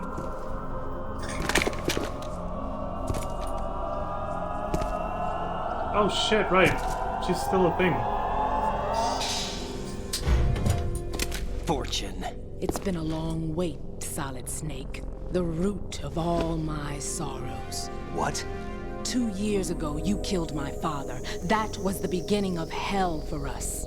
Everyone I love has been taken from me one by one, and no matter how hard I try, I can't follow them. An endless nightmare. The only thing we live for is to see it end. Our wait is almost over. You can't be serious about firing the nuke. Since no one can kill me, I may as well kill everyone I can. Starting with you, Solid Snake. Damn! Looks like I'm today's pick. You go on ahead.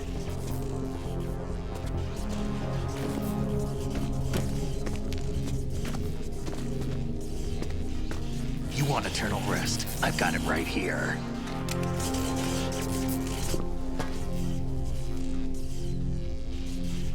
What are you gonna do? Bullets can't get near her. I'll think of something. There's no such thing as a witch. You think you can kill me? I don't know what your group's been through, but let's get one thing clear. I didn't kill your father. Do you think anyone believes your lies? Raiden, get out of here!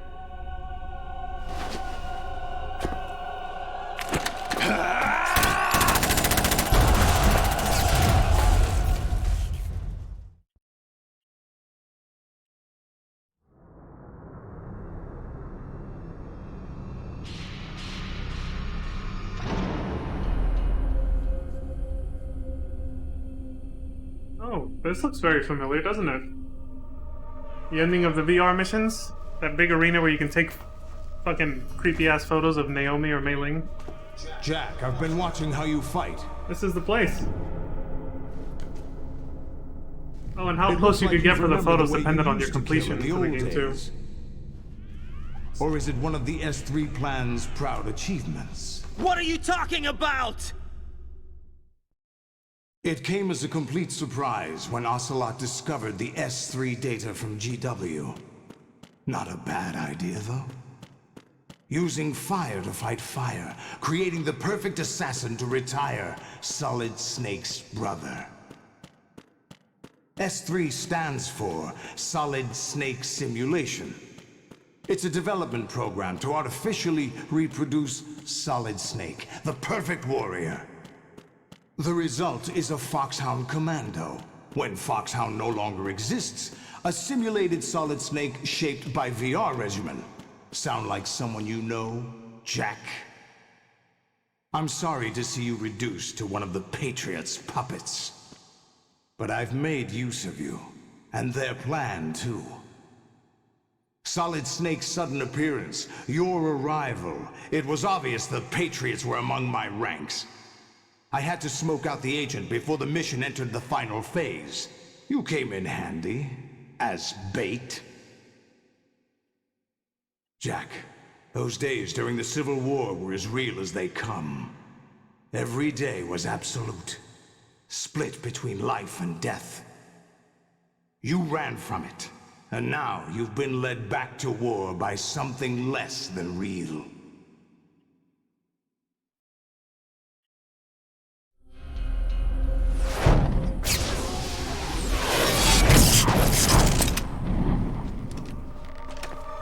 No more games, Jack. At least you know. There's no reason to keep you alive now. Shit!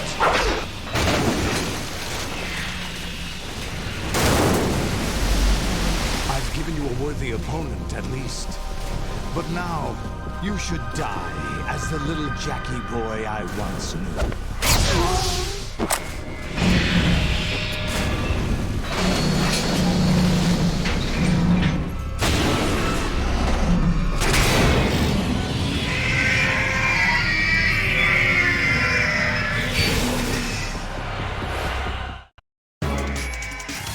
Oh, I gotta fight 3 Metal Gear Raids at the same time.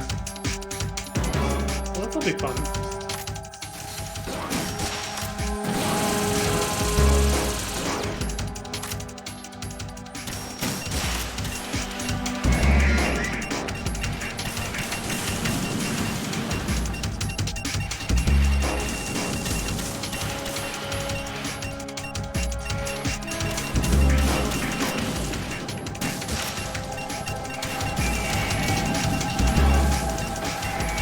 Oh shit!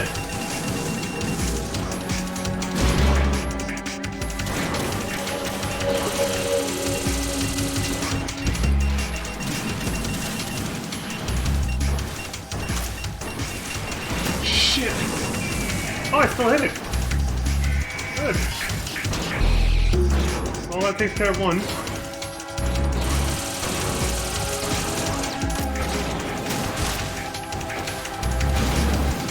Nice dodge, Trick.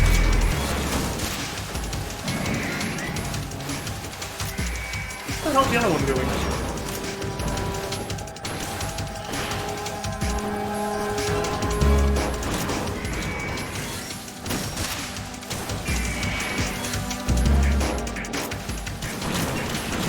God, I love invincibility frames.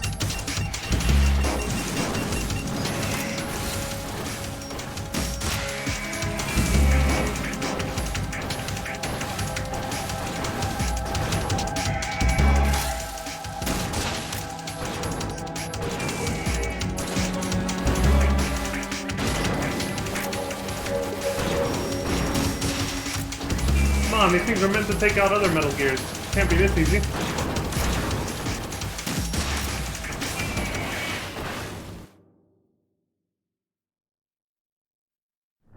Felt easier than Metal Gear Rex.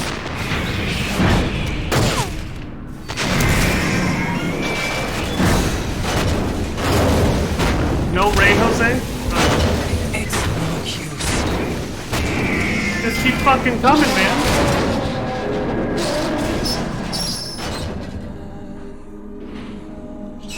I expected a little more fight than that, Jack.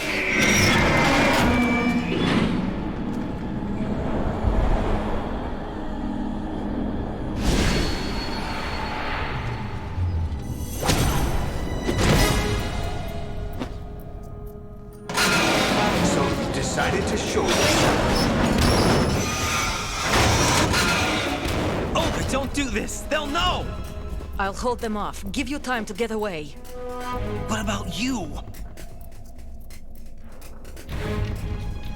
Huh. This This is suicide! Your nanomachines, they're transmitting your vital signs to the Patriots. If you die, my child dies. You understand? The child? I see. So that's why you sold your troops out to me. So many dead, and they all died trusting you! Weren't they your comrades? No, not just comrades. Family! I know I'm going to hell, but at least my child. I applaud your attitude. If you have a death wish, I'll be happy to accommodate you. See you in hell!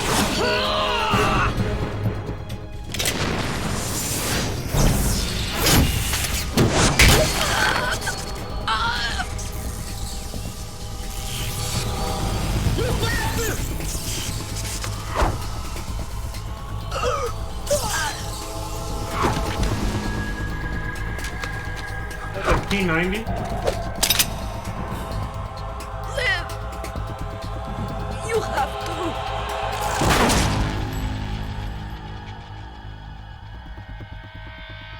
Olga! My god, I forgot he killed her in such cold blood like that. Jesus Christ.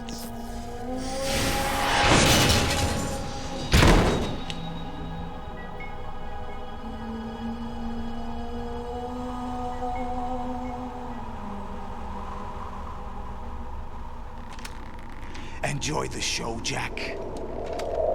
Let's pick up where we left off.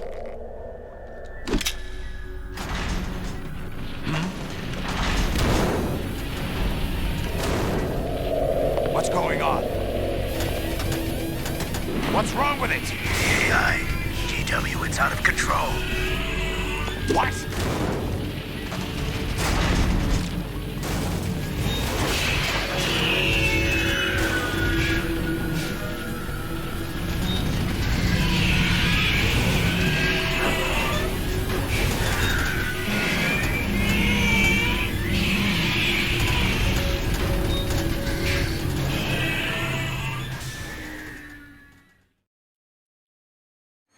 I'm reading an abnormal impulse cascade throughout the neural network. I can't shut it down. What happened? Maybe some kind of virus. The Patriots? I don't know. Ocelot, what have you been up to? It's too late. Arsenal's system control is going haywire. It's on an emergency ascent course.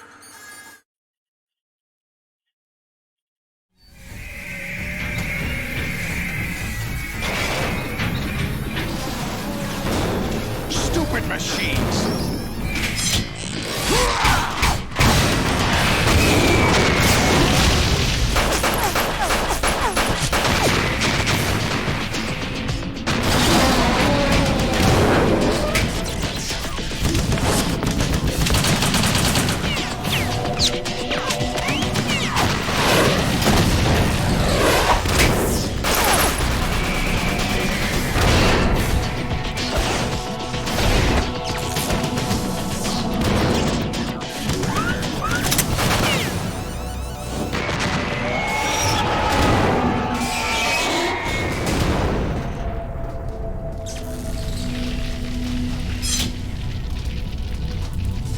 Damn the Patriots!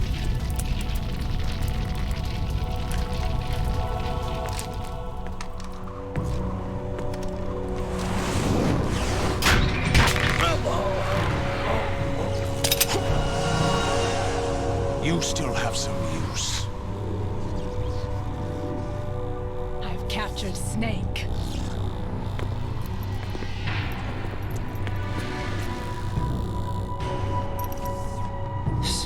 Snake?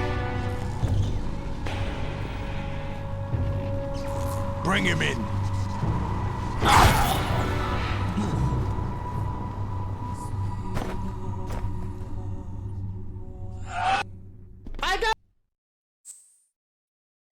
Knock the fuck out again, is what I got.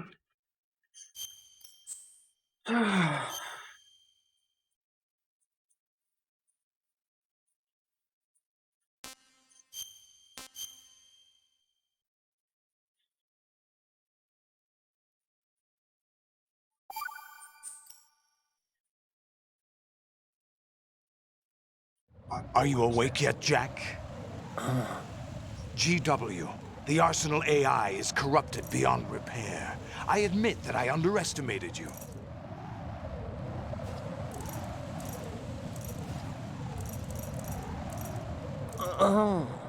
I'll squeeze the answers out of you instead, my son!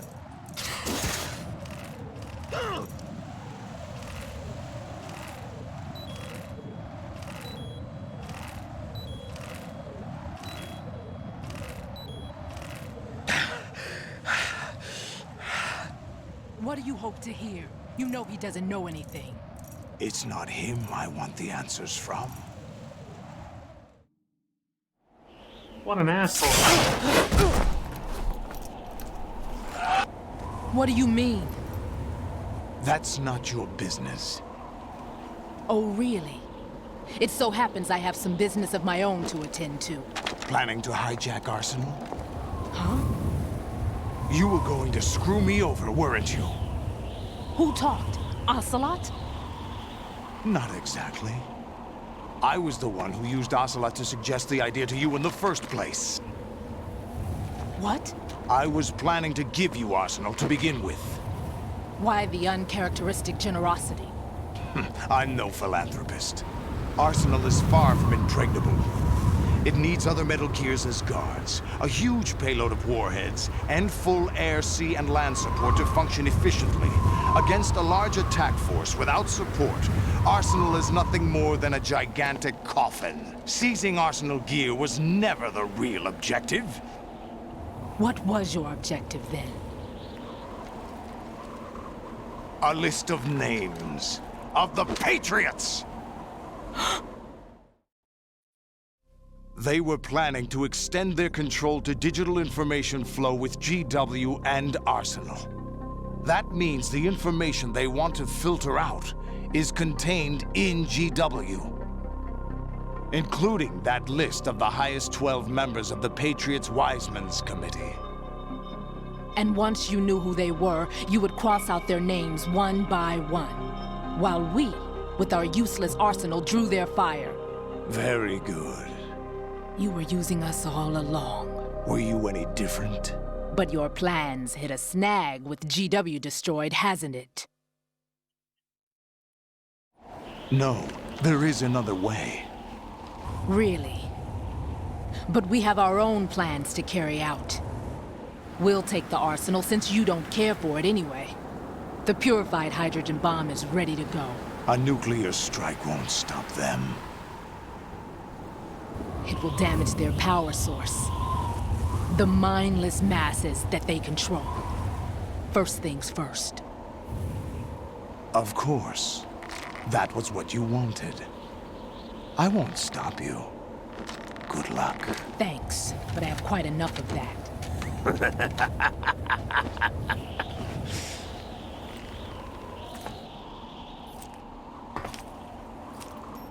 What exactly do you find so funny? Charades usually are humorous. I wouldn't have minded watching some more of it, but we're running a little short on time. What are you talking about? Everything you've done here has been scripted. A little exercise set up by us. Exercise? The S3 plan was conceived as a means to produce soldiers on par with Solid Snake. That's what I told you. But the VR training the boy was put through is not the meat of the project. You think this little terrorist incident is your own doing, Solidus? This is the S3 training kernel. An orchestrated recreation of Shadow Moses. What? Ames and the President's deaths. The Ninja. The computer virus that mimics Foxdie. Did you really think they were all a coincidence? Ames' own nanomachines were used to shut down his pacemaker. I arranged for the appearance of the Ninja as well. As for the President, Although Johnson realized what was going on, he played out his allotted part. As for the computer virus, it's a digital counterpart of Foxtie. It was also designed to eliminate every scrap of information regarding the Patriots from GW. Your plan was invalidated even before execution, Solidus. Fat Man was a different story. He's one of our own people, a sort of examiner we hired to test the boy's progress before letting him tackle the exercise proper. We had to arrange for Stillman's presence to coax the maniac into agreeing. If the boy had allowed the big shell to be destroyed, this exercise would have ended there. The project has no room for failures. What do you mean? Given the right situation, the right story, anyone can be shaped into Snake. Even rookies can fight like men of experience. An instant creation of genius. And this training kernel would provide more than enough data to formulate such a program. You, Dead Cell, Olga, you're all nothing but pawns placed to create the perfect simulation. Solidus, you and the boy were selected because your relationship resembles the one between Snake and Big Boss. Fortune, you and the rest of Dead Cell stand in for the Foxhound squad that Snake took on in Shadow Moses. You're the most impressive collection of freaks outside of Foxhound. Hey, you're one of those dudes from Foxhound, dude. We've gone to a Gotta lot of dissing trouble yourself. to set you up against the boy. That story about purified hydrogen bombs is just the tip of the iceberg. The project was already underway when I sunk that tanker, along with your old man 2 years ago. Throwing your husband in the brig was a part of it too. You were told that the eradication of Dead Cell 6 months ago was an act of the Patriots. We provoked and encouraged your hatred. And you opted for vengeance, just as we planned. All orchestrated? Except for the appearance of the real Solid Snake. I wonder now who sent for you. All our misfortune was just a part of their project?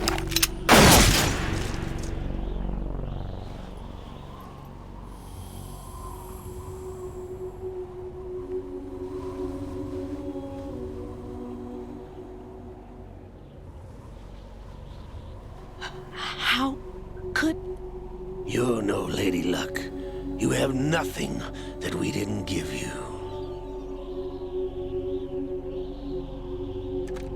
What?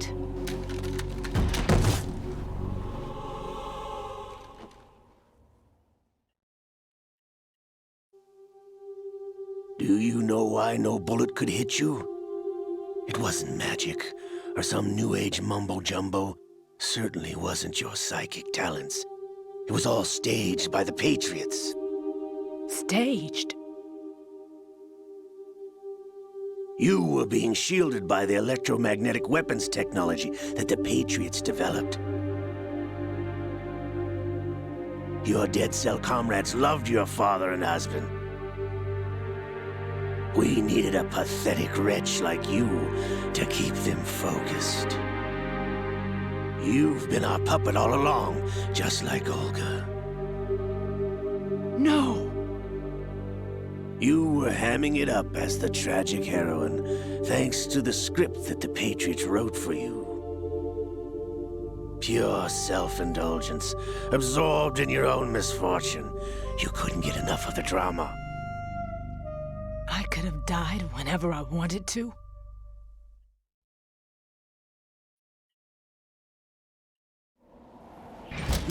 Thought I got her in the heart.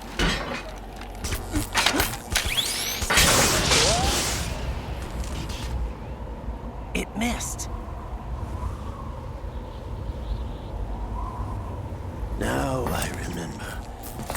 Your heart's on the right. What? Waste of metal, my dear. What the fuck? As your luck's run out. This is the little gizmo. There's no such thing as miracles or the supernatural. Only cutting-edge technology.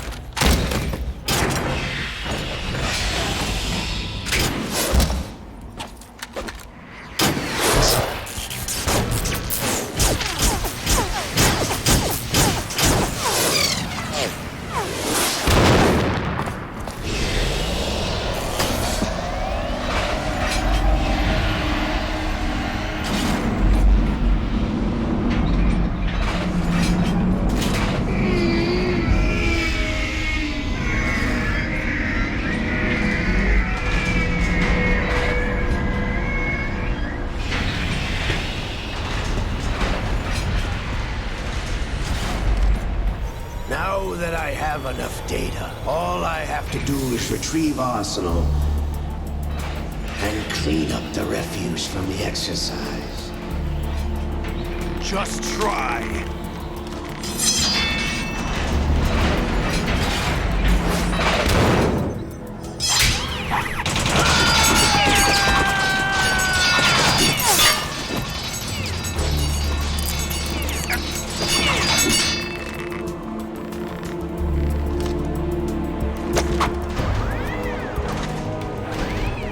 How's this then?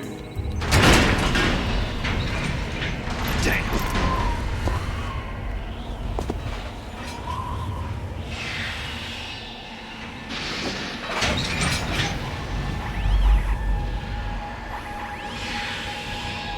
Fortune! You idiot! Get the hell away from there! I told you, your luck's run out. Take your reward. It's all the payload Ray has. Die!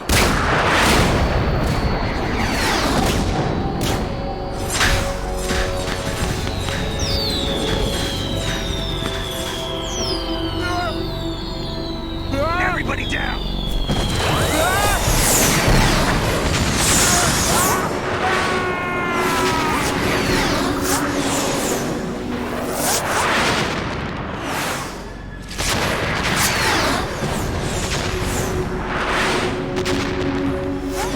What the? Impossible!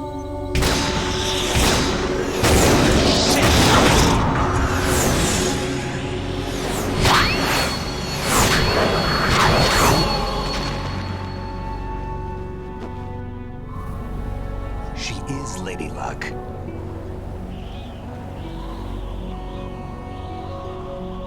My name is Helena Dolph Jackson, the daughter of a proud and noble soldier.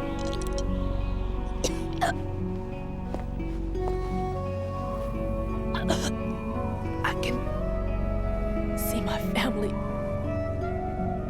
again.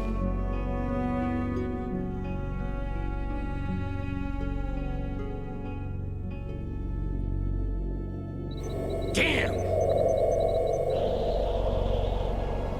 Aside from the sad moment, I always found it funny how he said damn. Instead. Damn! he's so pissed off.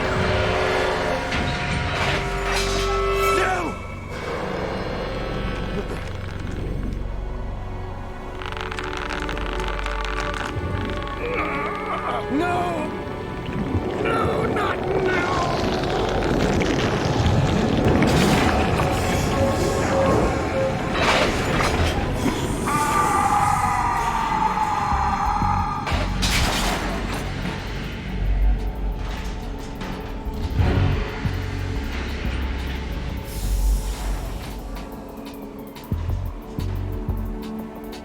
Brothers!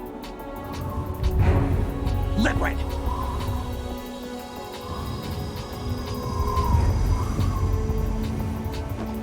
I've been waiting for this!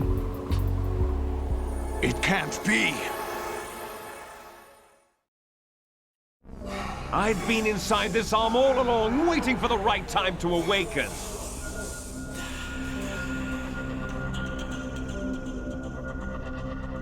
You were inside Ocelot? Yes, a sleeper in the arm of a Patriot spy. It was you 2 years ago? Exactly. I was controlling him. Snake, it was I that leaked information about Arsenal to your partner and got you out here. What? You're the only one that can free me. After all...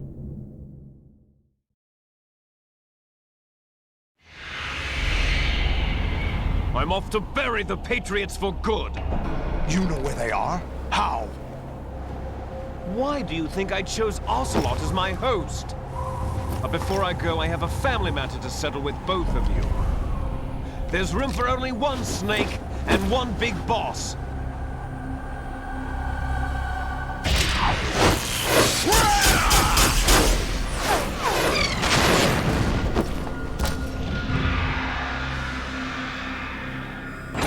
Time to say goodbye!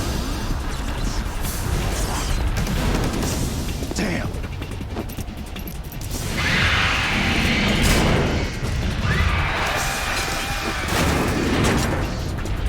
Like surfing, it's a good way to go.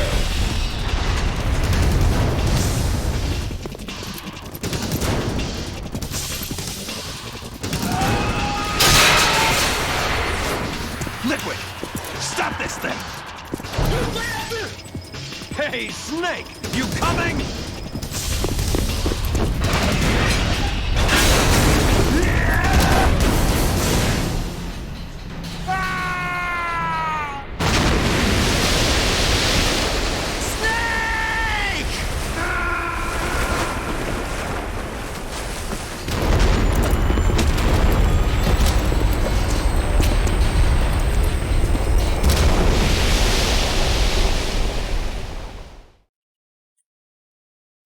That was a perfectly well-timed splash when I played that song tonight.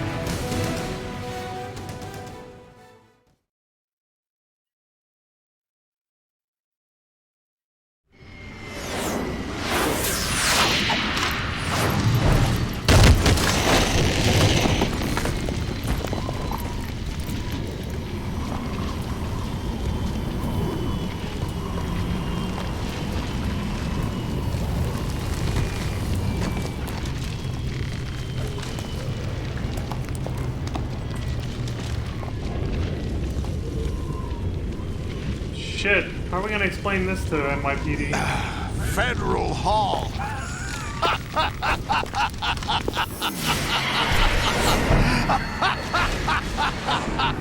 What are you laughing at? Do you know what day it is today? April 30th? Yeah, that whole mission took the That's whole right. day. George Washington took office as the first president of the United States of America 200 years ago today. And it happened right here. We were going to declare another independence, the dawn of a new nation, here. The end of the Patriots' secret rule, liberation of this country. This was where it was supposed to begin. This is where freedom could have been born.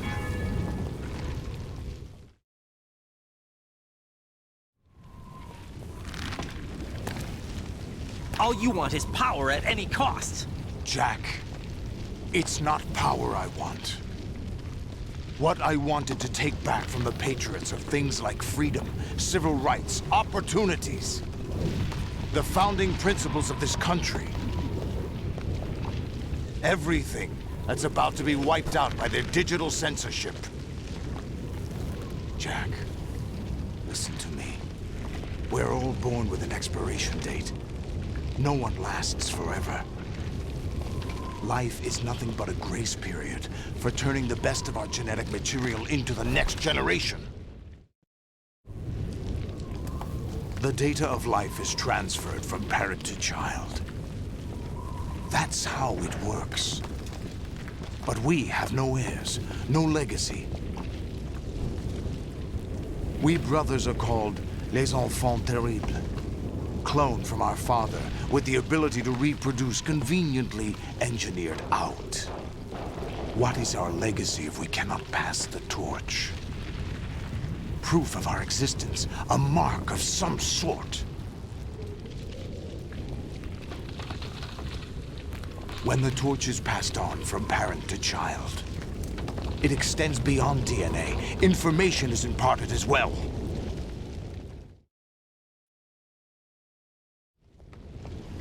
All I want is to be remembered by other people, by history. The Patriots are trying to protect their power, their own interests, by controlling the digital flow of information. I want my memory, my existence to remain. Unlike an intron of history, I will be remembered as an exon. That will be my legacy, my mark in history. But the Patriots would deny us even that. I will triumph over the Patriots and liberate us all, and we will become the Sons of Liberty! This guy has lost his fucking mind. He makes some good points here and there, but Jesus Christ. Does he listen to himself? Raiden, are you receiving? We're still here. How's that possible? The AI was destroyed. Only GW. Who are you? To begin with, we're not what you'd call human. Over the past 200 years, a kind of consciousness formed layer by layer in the crucible of the White House. It's not unlike the way life started in the oceans 4 billion years ago. The White House was our primordial soup, a base of evolution. We are formless. We are the very discipline and morality that Americans invoke so often. How can anyone hope to eliminate us?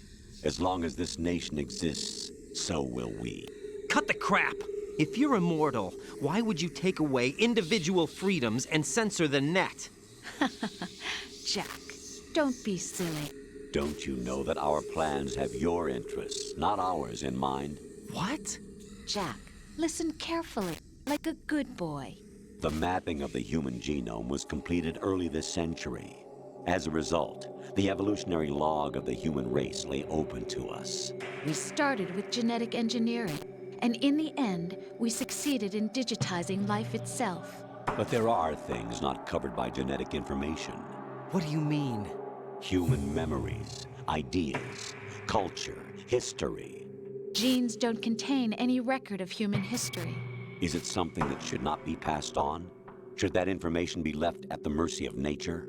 We've always kept records of our lives, through words, pictures, symbols, from tablets to books. But not all the information was inherited by later generations. A small percentage of the whole was selected and processed, then passed on. Not unlike genes, really. That's what history is, Jack. But in the current digitized world, trivial information is accumulating every second, preserved in all its triteness, never fading, always accessible. Rumors about petty issues, misinterpretations, slander. All this junk data, preserved in an unfiltered state, growing at an alarming rate. It will only slow down social progress, reduce the rate of evolution. Right. You seem to think that our plan is one of censorship. Are you telling me it's not? You're being silly. What we propose to do is not to control content, but to create context. Create context? The digital society furthers human flaws and selectively rewards development of convenient half-truths. Just look at the strange juxtapositions of morality around you. Billions spent on new weapons in order to humanely murder other humans. Rights of criminals are given more respect than the privacy of their victims. Oh, Although there are people suffering in poverty, huge donations are made to protect endangered species. Everyone grows up being told the same thing. Be nice to other people. But beat out the competition. You're special. Believe in yourself and you will succeed. But it's obvious from the start that only a few can succeed. You exercise your right to freedom, and this is the result. All rhetoric to avoid conflict and protect each other from hurt. The untested truths, spun by different interests, continue to churn and accumulate in the sandbox of political correctness and value systems. Everyone withdraws into their own small gated community, afraid of a larger forum. They stay inside their little ponds, leaking whatever truth suits them into the growing cesspool of society at large. The different cardinal truths neither clash nor mesh. No one is invalidated, but nobody is right. Not even natural selection can take place here. The world is being engulfed in truth. And this is the way the world ends. Not with a bang, but a whimper. We're trying to stop that from happening. It's our responsibility as rulers. Just as in genetics, unnecessary information and memory must be filtered out to stimulate the evolution of the species. And you think you're qualified to decide what's necessary and not? Absolutely. Who else could wade through the sea of garbage you people produce, retrieve valuable truths, and even interpret their meaning for later generations? That's what it means to create context. I'll decide for myself what to believe and what to pass on. But is that even your own idea? Or something Snake told you? That's the proof of your incompetence right there. You lack the qualifications to exercise free will. That's not true. I have the right. Does something like a self exist inside of you? That which you call self serves as nothing more than a mask to cover your own being. In this era of ready-made truths, self is just something used to preserve those positive emotions that you occasionally feel. Another possibility is that self is a concept you conveniently borrowed under the logic that it would endow you with some sense of strength. That's crap! Is it? Would you prefer that someone else tell you? All right then. Explain it to him. Jack, you're simply the best. And you got there all by yourself. Oh, what happened? Do you feel lost? Why not try a bit of soul searching? Don't think you'll find anything, though. Ironic that although self is something that you yourself fashioned, every time something goes wrong, you turn around and place the blame on something else. It's not my fault. It's not your fault. In denial, you simply resort to looking for another, more convenient truth in order to make yourself feel better. Leaving behind in an instant the so-called truth you once embraced. Should someone like that be able to decide what is truth? Should someone like you even have the right to decide? You've done nothing but abuse your freedom. You don't deserve to be free. We're not the ones smothering the world. You are. The individual is supposed to be weak, but far from powerless. A single person has the potential to ruin the world. And the age of digitized communication has given even more power to the individual. Too much power for an immature species. Building a legacy involves figuring out what is wanted and what needs to be done for that goal. All this you used to struggle with. Now we think for you. We are your guardians, after all. You want to control human thought? Human behavior? Of course. Anything can be quantified nowadays. That's what this exercise was designed to prove. You fell in love with me just as you were meant to, after all. Isn't that right, Jack? Ocelot was not told the whole truth, to say the least. We rule an entire nation. Of what interest would a single soldier, no matter how able, be to us? The S3 plan does not stand for solid snake simulation. What it does stand for is selection for societal sanity. The S3 is a system for controlling human will and consciousness. S3 is not you, a soldier trained in the image of Solid Snake. It is a method, a protocol that created a circumstance that made you what you are. So you see, we're the S3, not you.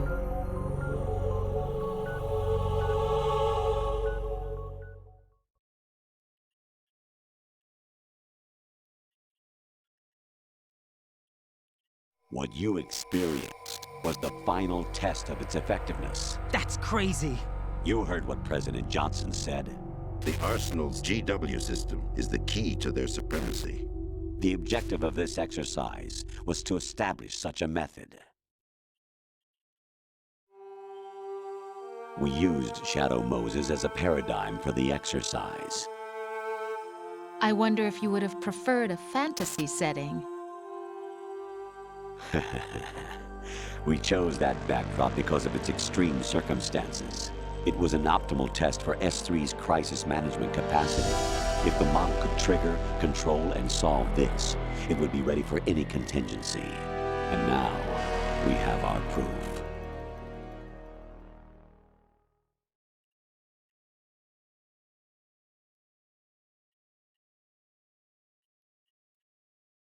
Raiden, there are also reasons behind your selection. Solidus raised plenty of other child soldiers. Do you know why we chose you over them? It was because you were the only one who refused to acknowledge the past. All the others remember what they were and pay for it daily. But you turn your back on everything you don't like. You do whatever you like, see only the things you like, and for yourself alone. Yes, Rose can attest to that. You refused to see me for what I was. I lied to you, but I wanted to be caught. You pretended to be understanding, to be a gentleman. You never made a conscious attempt to reach out to me. The only time you did was when I gave you no choice but to do so. I was just trying not to... What? Trying not to hurt me? Dear, the one you were trying not to hurt was yourself. Avoiding the truth under the guise of kindness is all that you did. It occurred to you to do nothing but look out for yourself. Even if you claim that it was for my sake, that feeling was nowhere to be seen. In the end, everything was for your sake. I was never part of the picture. Exactly right. So you see, you're a perfect representative of the masses we need to protect. This is why we chose you. You accepted the fiction we've provided, obeyed our orders, and did everything you were told to. The exercise is a resounding success. Didn't I tell you that GW was still incomplete? But not anymore, thanks to you. Your persona, experiences, triumphs, and defeats are nothing but byproducts. The real objective was ensuring that we could generate and manipulate them. It's taken a lot of time and money, but it was well worth it considering the results. I think that's enough talk. It's time for the final exercise. Raiden, take Solidus down. Think again. I'm through doing what I'm told. Oh, really? Aren't you forgetting something? If you die, my child dies. The termination of vital signals from your nanomachines means the death of Olga's child. Not to mention the death of Rose. She's wired the same way. Rose, does she actually exist? Of course I do, Jack. You have to believe me. Damn! It will be a fight to the death. Solidus at least wants you dead. We will collect the necessary data from this last fight. Then we'll consider the exercise closed. So, Jack the Ripper, will it be Solidus, the Patriot's creation, or you, Solidus's creation? Our beloved monsters, enjoy yourselves.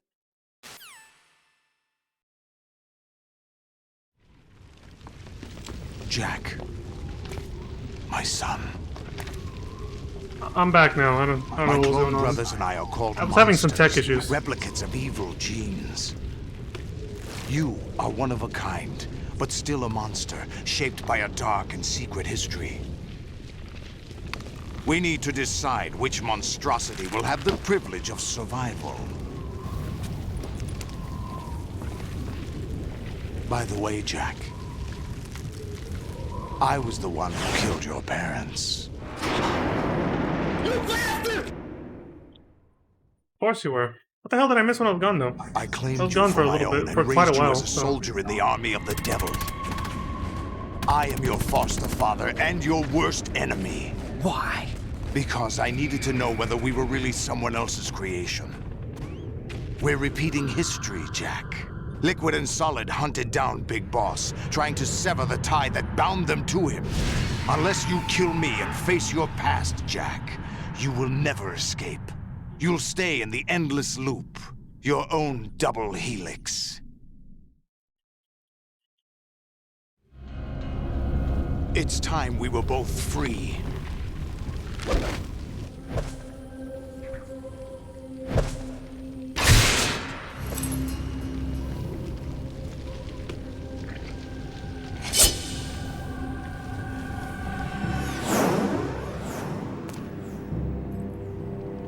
I have other reasons for wanting you dead. The clues to the Patriots inside GW have been erased, but there are other traces. Inside you. What? The information is being carried by the nanomachines in your cerebral cortex, and throughout the neural network they've formed.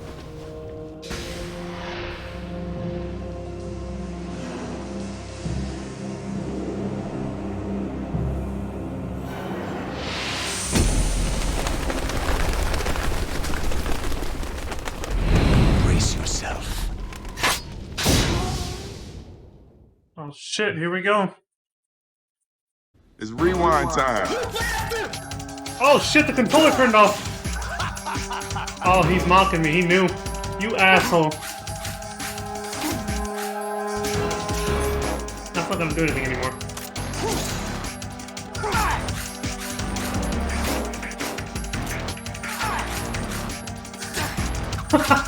Get stabbed, bitch. Yeah, what now? It's like the fist fight against Liquid Snake. Let's go. Oh shit. I see a ration over there. I don't think I'll need it though.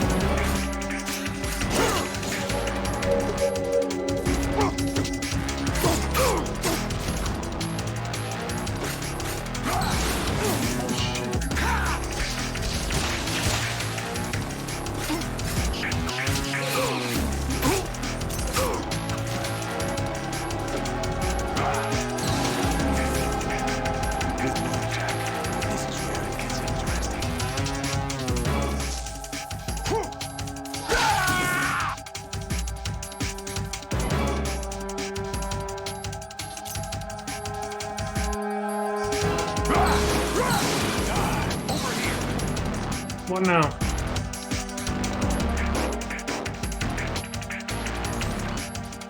Right.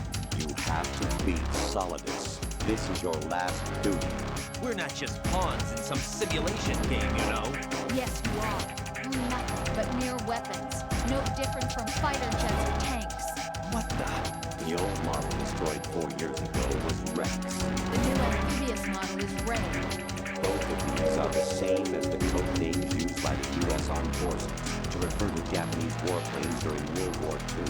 Your code name, Raiden, too, comes from the Japanese Navy's name for one of its interceptors. Stop it. I'm not a weapon. Oh, really? Do you know the code name the U.S. Armed Forces used for the Japanese fighter Raiden? It was Jack. Both of you are just weapons to be used and thrown away. Just weapons to be used on the battlefield. Just pawns in a game. Exactly as you said. And a weapon has no right to think for itself. Now, it's time to fulfill your purpose. Defeat Solidus.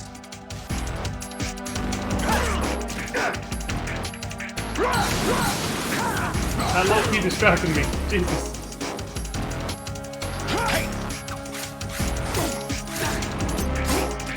Frick. Oh shit. Is that the best you can do?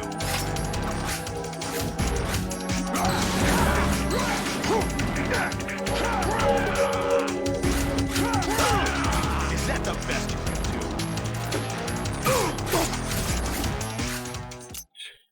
So janky, especially because you don't get a lot of practice with that sword before this fight.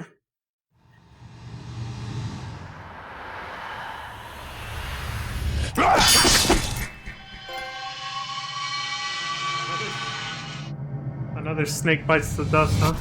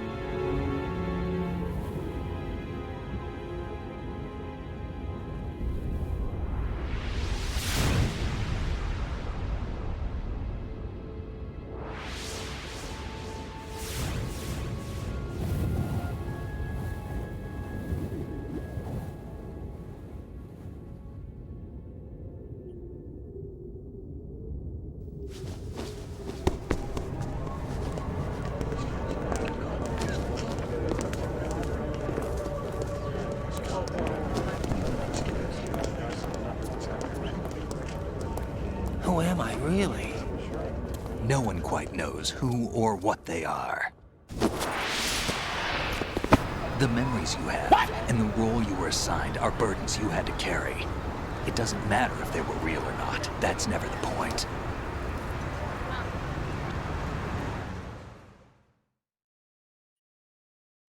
There's no such thing in the world as absolute reality. Most of what they call real is actually fiction. What you think you see is only as real as your brain tells you it is. Then, what am I supposed to believe in? What am I going to leave behind when I'm through? We can tell other people about having faith. What we had faith in. What we found important enough to fight for. It's not whether you were right or wrong, but how much faith you were willing to have. That decides the future. The Patriots are a kind of ongoing fiction too, come to think of it. Listen, don't obsess over words so much. Find the meaning behind the words, then decide. You can find your own name. And your own future. Decide for myself? And whatever you choose will be you. I don't know if I can. I know you didn't have much in terms of choices this time. But everything you felt, thought about during this mission is yours. And what you decide to do with them is your choice. You mean start over? Yeah, a clean slate, a new name, new memories. Choose your own legacy. It's for you to decide. It's up to you.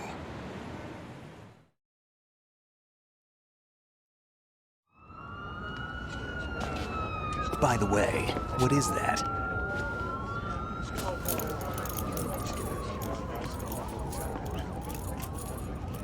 Dog tags. Beyond Starcrest. Nationality USA, gender male. And I forgot the birthday I put on there, but I think it was Hideo Kojima's. Anyone you know? August 28th. Something like that. No, never heard the name before. I'll pick my own name and my own life. Attaboy. I'll find something worth passing on.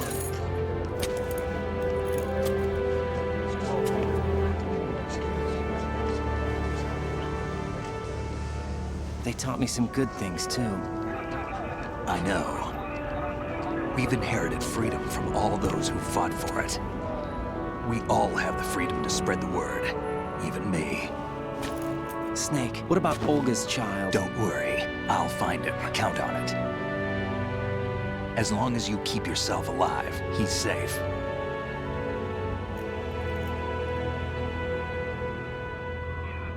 Do you know where Liquid went? I put a transmitter on his ray. Did he head for the Patriots?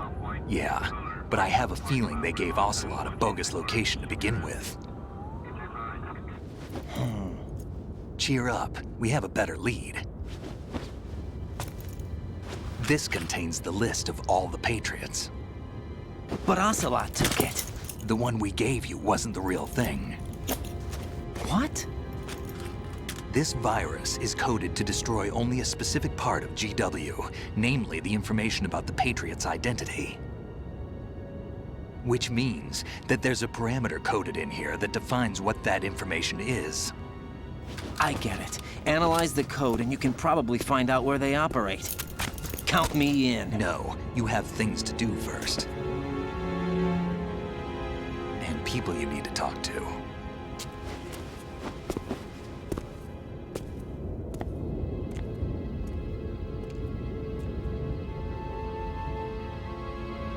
It's amazing how everybody just ignores both of them despite the way they're both dressed.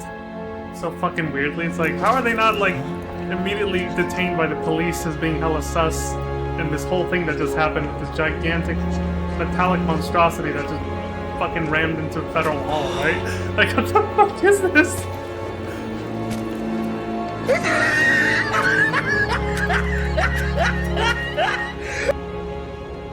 But hey, look, at least the Patriots were nice enough to give him back Rhodes, though.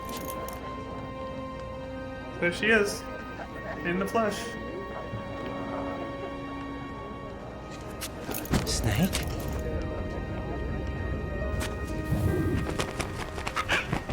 I mean, it was either that or Snake and Otacon What's wrong? found a way to rescue her. I don't know. Nothing. Can I ask you something? Who am I, really? I wouldn't know. But we're going to find out together, aren't we? Oh. Yeah.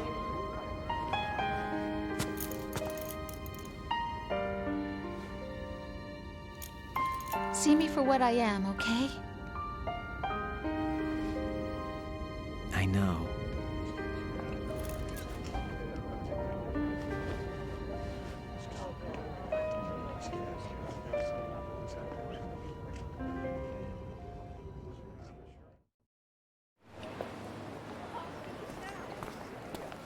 Do you remember this place? Of course. This is where we first met. I remember now. Today is the day I met you. That's it.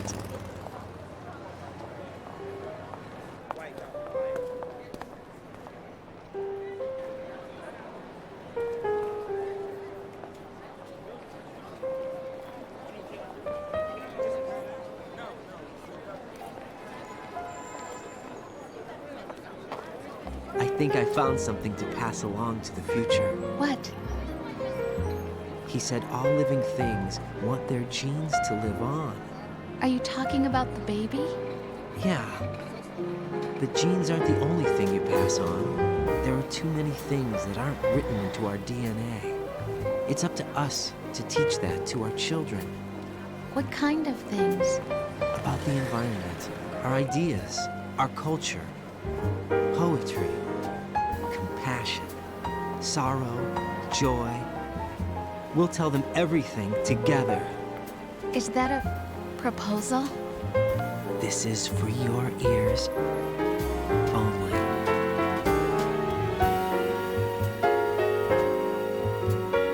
And he meant that because we didn't get to hear shit after that. So that's it. That's the curtain call.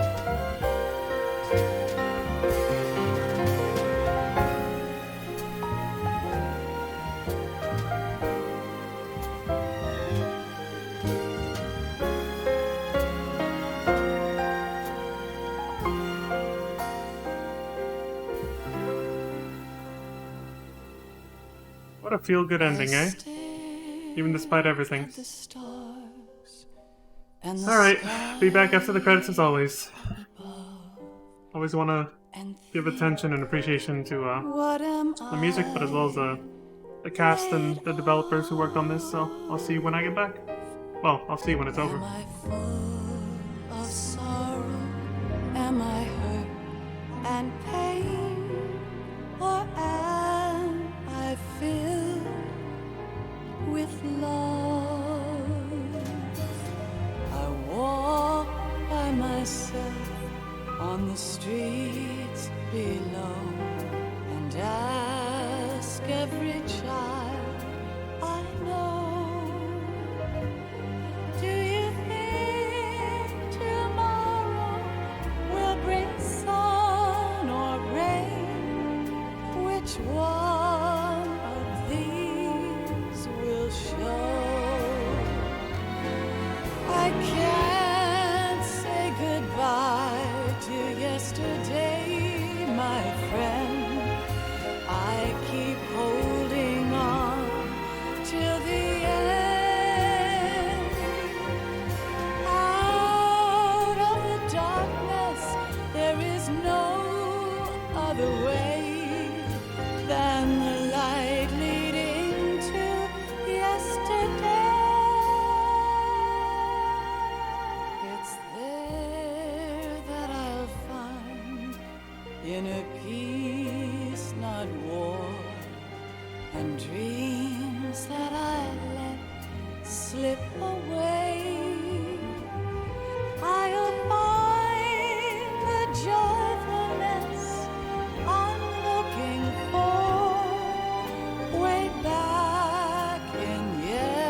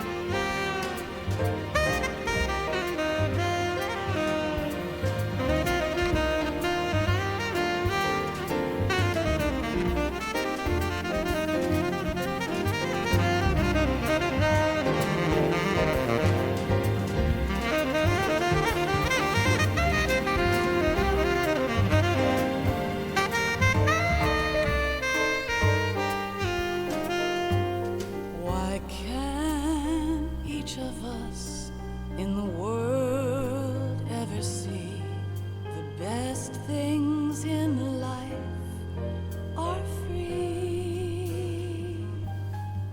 Little sounds of laughter, a warm hug, a smile, a kiss from you to me. I fall to my knees, I cry and I cry. Love, do not pass me by. Happy ever after, please stay for a while. Make time refuse to fly. I can't say goodbye to yesterday, my friend, 'cause I know how good it has been. Facing forever, here I stand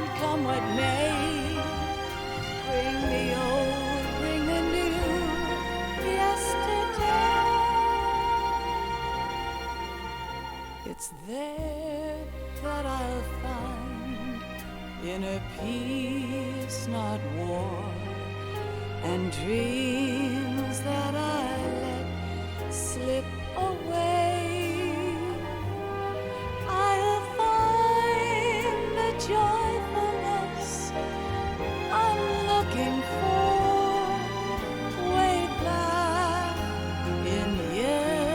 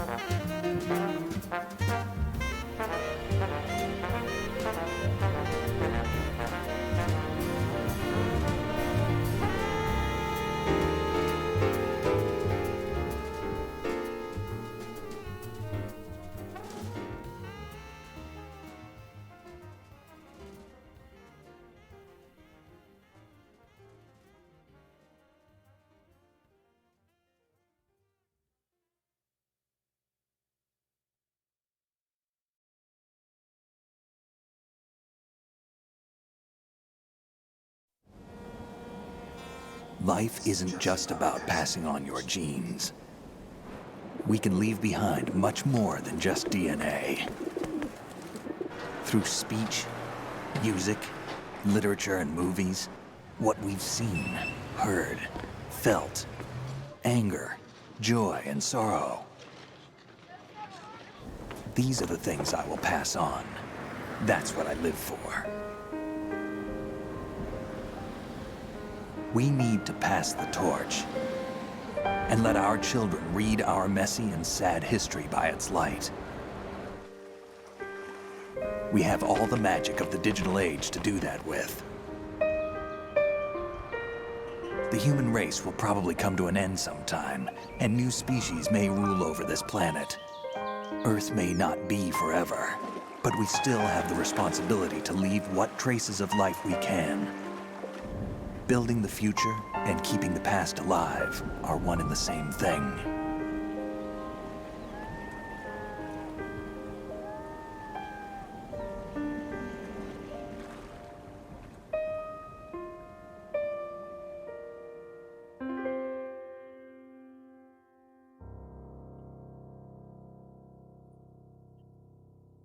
So I was accidentally muted there when I came back, but I said, let's see if there's a post-credit scene. Snake, you there? It's me. And here it is. I've finished going over that disc. Did you find the Patriots list? Of course. It contains the personal data of 12 people. There was a name on it. Snake, it was one of our biggest contributors. What's going on around here? I don't know. Anyway, where are they? Well, we were right about them being on Manhattan, but... But what? They're already dead. All 12 of them. When did it happen? Well, about 100 years ago. What the hell?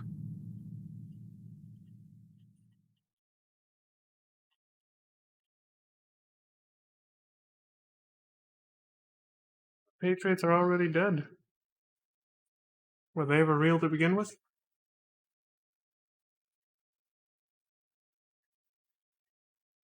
Playtime, 11 hours and 29 minutes. I don't know how that compares to Metal Gear Solid 1, but I feel like it was significantly longer. I saved 37 times. I continued once when Batman blew my ass up. I triggered 8 alerts. I know some of those were because I reloaded saves and was impatient, but still. That's still more than I thought I got. I killed 24 dudes. That was pretty much near the end during that huge slaughter between Snake and I. And I used 6 rations.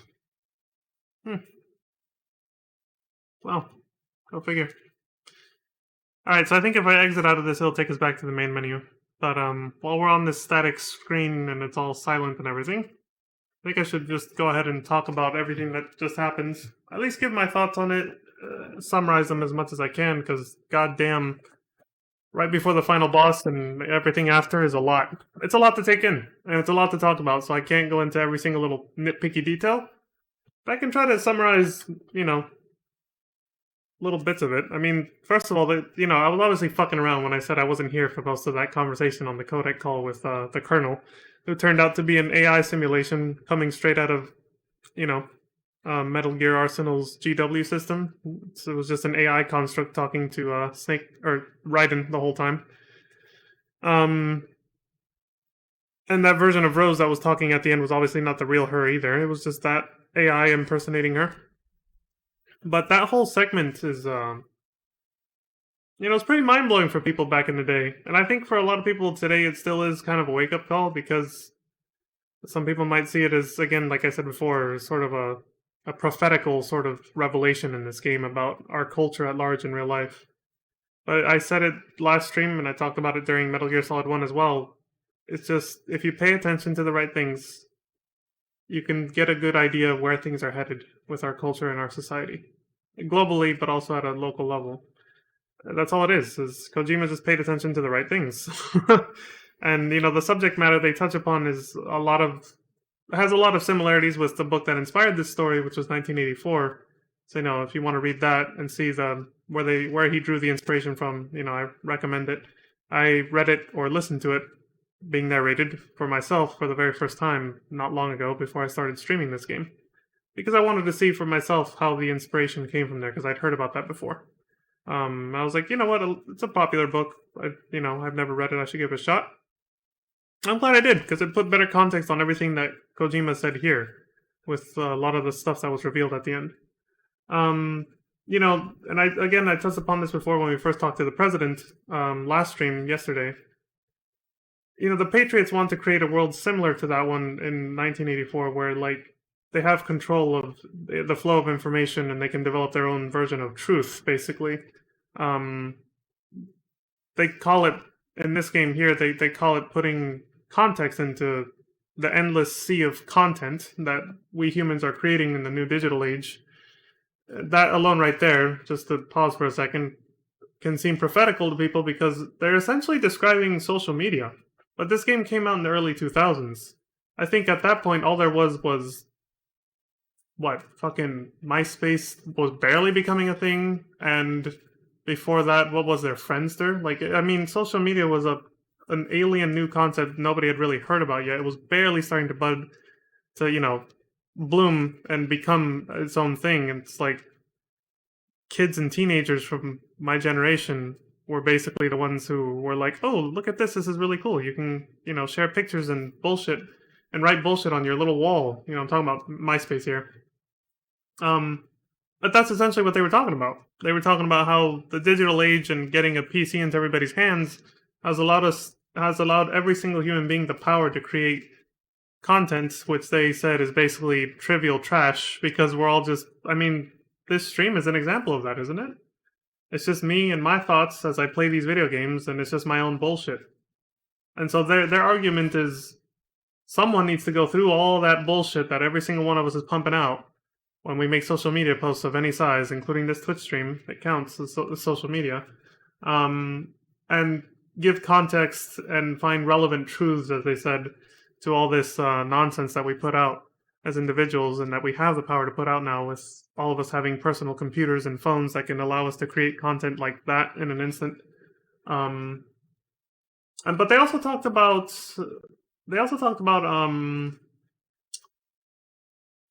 they didn't say this word. I think this phrase didn't exist back then because social media was not really a thing just yet. It was barely becoming a thing. So Kojima didn't have this phrase yet.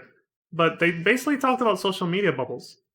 They talked about how we sort of create our own little truths, quote unquote. They wrote truths and narratives to suit our own taste and make ourselves feel better about things.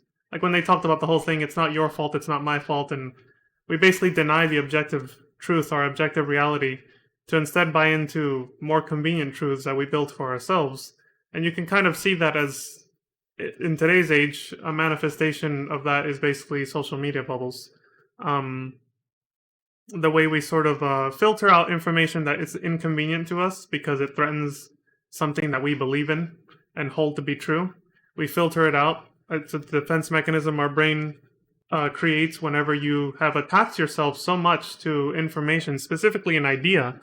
When you've attached yourself so much to an idea that it becomes part of your identity, then it becomes too much for your brain to handle any information that could potentially threaten the validity of that information that is now part of your identity. Because if that information is threatened, the validity of that information is threatened, meaning like maybe it's not actually true, your identity by extension is threatened. And if that happens and your identity starts to fall apart because the ideas you believed in so strongly start to fall apart and you start realizing they're not true, it could cause a psychological unraveling and you'll lose your shit basically and you could go crazy. So that's why the brain does that. So that's why it doesn't matter how much you tell somebody 2 + 2 actually equals 4. If they believe that it's 5 and it's part of their identity to think that it's 5, you're threatening their own psychological sanity by presenting them information to show them that that's false, even if it is, which of course that is false. And obviously that's just an abstract sort of example I'm giving for that kind. It's also a popular reference to the book 1984 that I was just talking about. But I've already given more concrete examples in previous streams, like talking about religious fanaticism and stuff like that. I know people in my life. I have family members and close friends who, mostly just family members. I don't really stay close friends with most people who are like this, but you can't pick your family, right? I have family that believe very strongly in very irrational things. I'm not going to beat around the bush. It's religious things, religious fanaticism. And it's a very surreal experience when you hear them talk about this thing. Like when they talk about things that happened in these obviously fictional books written 3,500 years ago, and they talk about it as if it's historical fact, that some dude actually walked on water, or that some other guy actually built a boat to carry every single animal on the planet to safety during a giant flood. It's scary, honestly. When you talk to someone who actually believes those kinds of things, and it's just, this isn't true just by the way the world works. This is not our reality. This is not how things actually work. You can't walk on water. Like, it's just not possible. You need some kind of technology, some kind of equipment that will allow you to do that. You can't just do it with your bare feet. That's not a thing. Like, and that's just one example, but like, you see where I'm getting at here. It's like, it's a very weird and surreal experience when you encounter people like that who believe in these things that are so outlandish, and you just can't wrap your head around how they do that. But that's what it is. It's just they bought into it at such a young age, or they were vulnerable at some point in their life, which I know this particular family member was. They were very vulnerable at some point in their life because they were going through something difficult. They needed something to believe in to get them through the day, to get them through the next day, to get them through the week, the month, the year. Because they were in such a vulnerable spot in their life. They needed something to hold on to. So they attached themselves to the first thing that they found when somebody started spewing this garbage to them. And they decided to hold on to that because it was the only place of solace and hope they could find, essentially. It's intangible solace, but that is what, faith and religion offers people, is this sort of, that's it, intangible solace, something that gives you an idea that makes you feel like everything's going to be okay. That somebody is looking out for you, some invisible man in the sky in this case, but just something, some higher power exists out there and it's looking out for you, and that makes you feel all better, like tomorrow's going to be okay, because I'm, my future's already been planned out, I'm being taken care of by some unseen entity, I'm entrusting my life to them. Just something like that, basically. Believing in some kind of higher power helps people cope with things that they otherwise just can't. we need to find meaning in the things that happen to us. So that's just one way that we do that, basically. Even if it's a very irrational way, it is one way. But I won't belabor that point any longer.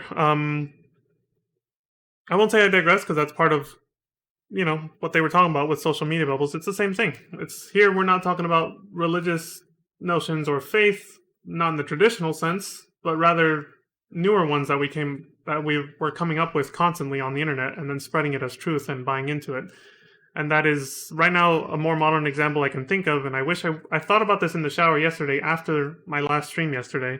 And I thought this was a much better example to use rather than the whole thing about, the nonsense bullshit that ex-President Trump had spewed out and people believed in just because they were such fanatics of his overall views and stuff. But a much better example, rather than him talking about mildly suggesting that we maybe should try swallowing disinfectant to disinfect our bodies of COVID. Again, it was a mild suggestion, but it was enough for some people to try it like idiots. But a much better example, I think, and it's more relevant because it's a little bit more current. This was during the election that got him out of office, I think. The QAnon. The idea of QAnon. Holy shit, did that take off. I obviously was not paying attention to it because I was like, oh, another bullshit idea floating around in a social media bubble somewhere. But boy, did that social media bubble get big. That's a much more concrete, not really, but you know what I mean. Like, it's a much more, a much better example of how people can buy into complete bullshit very easily when they're looking for something to explain why things are happening the way they are. People are just lost and confused and looking for something to give meaning to that and give them answers that they might never find otherwise, so they make up their own answers, and boom, we're back to what I was just saying. We're back to what they were just talking about, how we make up our own truths to make ourselves feel better. So that was the core of what they were talking about. But aside from that, their proposed solution, going back to, what the Patriots were saying through the kernel, the simulated kernel in Raiden's nanomachines coming out of Arsenal's AI system, what they want to do is basically filter out the junk data so that people don't buy into shit like that and instead buy into whatever they put out there. So in reality, they're not really any better than all these other little social media bubbles coming out and saying this is what you should believe in. They want to be the only one. They want to be the only social media bubble. They want to be the only one telling people what to believe in and what they should think is true and not. And their excuse, or the way they justify it, is by saying what we're doing is filtering out garbage and only leaving the actual relevant stuff to help spurn our species forward and continue its evolution, right? But as you saw during the post-credit scene, everything that Snake said and what he had said even before when we were still on Arsenal, the opposing view to that is that it's all relevant. Like, we don't know if the human race is going to continue forever. It likely won't. It probably will die off one day. But it does, it should be important to leave behind something that we existed. Even if it is something trivial, like, what the Patriots are saying, oh, we should, filter out the trash or whatever. But Snake's argument is, he's more subtle about it, but he's basically saying there isn't any trash. Like, basically all of our lives are relevant and matter to a certain degree, to someone at least. So none of it's actually trash. We should actually be, preserving this information and passing it on to the next generation. We should all find something that we find value in our own personal lives and pass that on. So obviously he's not agreeing with the Patriots' point of view that we should that we should only look at society on a macro level and filter out the masses' nonsense and only select what small chunks of truth there is within what the masses are saying and only pass that on and filter out everything else, which is basically what the party, as they call it, in 1984 was doing. Only, like I said last stream, they were doing it in a more explicit fashion. The Patriots are trying to do it in a more subtle, sort of behind the scenes, men behind the curtain kind of thing. They're kind of doing it in that way, in that fashion, rather than being these explicit tyrannical figures that are out in the open for everybody to see. But I mean, it's a very different world depicted in 1984. So, if the Patriots got away with what they were trying to do in this universe, in the Metal Gear universe, it could eventually lead to that. But all of this is basically just Kojima's way of trying to kind of did the same thing as George Orwell, which is, you know, using fiction like this, the sci-fi fantasy, you know, Metal Gear series, using his fiction to sort of convey a cautionary message to the masses, that, at least the people who play this game, that we should be a little bit careful about what we choose to believe in and buy into, and we should be watching very closely where society is headed, because it might not end up in a place any of us are going to like if we don't pay enough attention to the right things about where things are going and yada yada. And that is something else they touched on too, how we just kind of, well, they touched on it very briefly. It wasn't the core subject of what they talked about there with Raiden before the final battle there. But, you know, they touched on it lightly, how part of the junk that we throw out there nowadays, we just kind of get distracted by it so much we don't pay attention to actual relevant and important things anymore. I felt like that was a little bit more explored in 1984. Kojima couldn't really go into it because, I mean, these cutscenes were long, but the game's got to end at some point. You can't make it a whole novel like 1984 and make it that long, right? He had to cut out what he thought was less relevant and only keep what was more relevant. But that's why I said I recommend reading that book if you're interested in this kind of subject, because it's still pretty relevant today. The things they talked about in that book and this game, of course. His message is still sort of very timeless in a way. A lot of the reason being because of what I said, that what they talked about was almost warning us of the reality we kind of live in right now. The whole social media bubble things that I just went off on a tangent about, all that stuff. So it was kind of Kojima warning us about ending up in that state. Only in our reality, we don't have some secret cabal of people behind a curtain like the Patriots who are feeding us information on what we should believe is true or not. We're just doing it to ourselves. We're all just kind of going into our own little pockets on the internet and spreading our own little truths and half-truths to make ourselves feel better and validate our own existence and our own beliefs and ideas. Rather than just one centralized group like the Patriots doing that, we're all just doing it on our own to each other. And that's how we ended up with something like QAnon or QAnon. I don't know how you pronounce it. I don't really give a shit. But, you know, things like that. Personalities like Alex Jones and Trump, you know, all that shit. That's what this game was warning about, basically, to a certain extent. So, yeah, that's pretty much it. Like I said, I knew it was going to go off for a while there, but even then, I think this subject matter has so much more you can go into about it. But like I said, I got to keep this somewhat short. I wanted this to be a summary, and I already went into too much detail, I feel, on some things. So I'm just going to wrap it up there. We'll leave it there. And this is definitely a game worth revisiting to talk more about this stuff someday. Or like I said, George Orwell's 1984, it's a good book on this stuff too. And there's been, you know, that book has inspired, it's not like it just inspired this video game, it's a lot of other stories and fiction in like movies and other media are also inspired by that book a lot. You know, another good one for this type of subject matter, I'm going to say, because it's not exactly the same thing, but this type of subject matter is explored in something like The Matrix. Obviously, V for Vendetta. I haven't watched that movie, but I heard about it. You know, there's a lot of media that was inspired by that book, not just this game. But since I played this game growing up, it obviously had the biggest impact on me regarding that kind of subject matter before I even really knew what the hell it was. And that's what I should talk about next, right before we close up the stream, is my reaction to all this as a kid. My mind was blown. What can I say? I had no idea what the fuck they were even talking about. Like, I was so fucking lost. I was lost, but not to the point where I was just like, I don't even give a shit, like where I just gave up. Like, I really tried my hardest to understand what the hell they were talking about. And so to an extent, I knew it was very important. And that's what made it even more shocking. But I didn't quite have enough information yet to know how. And now I do. And that's what's made replaying this game pretty cool in a way. It's just, like, revisiting it with so much more information that I have now that I didn't have when I was a kid.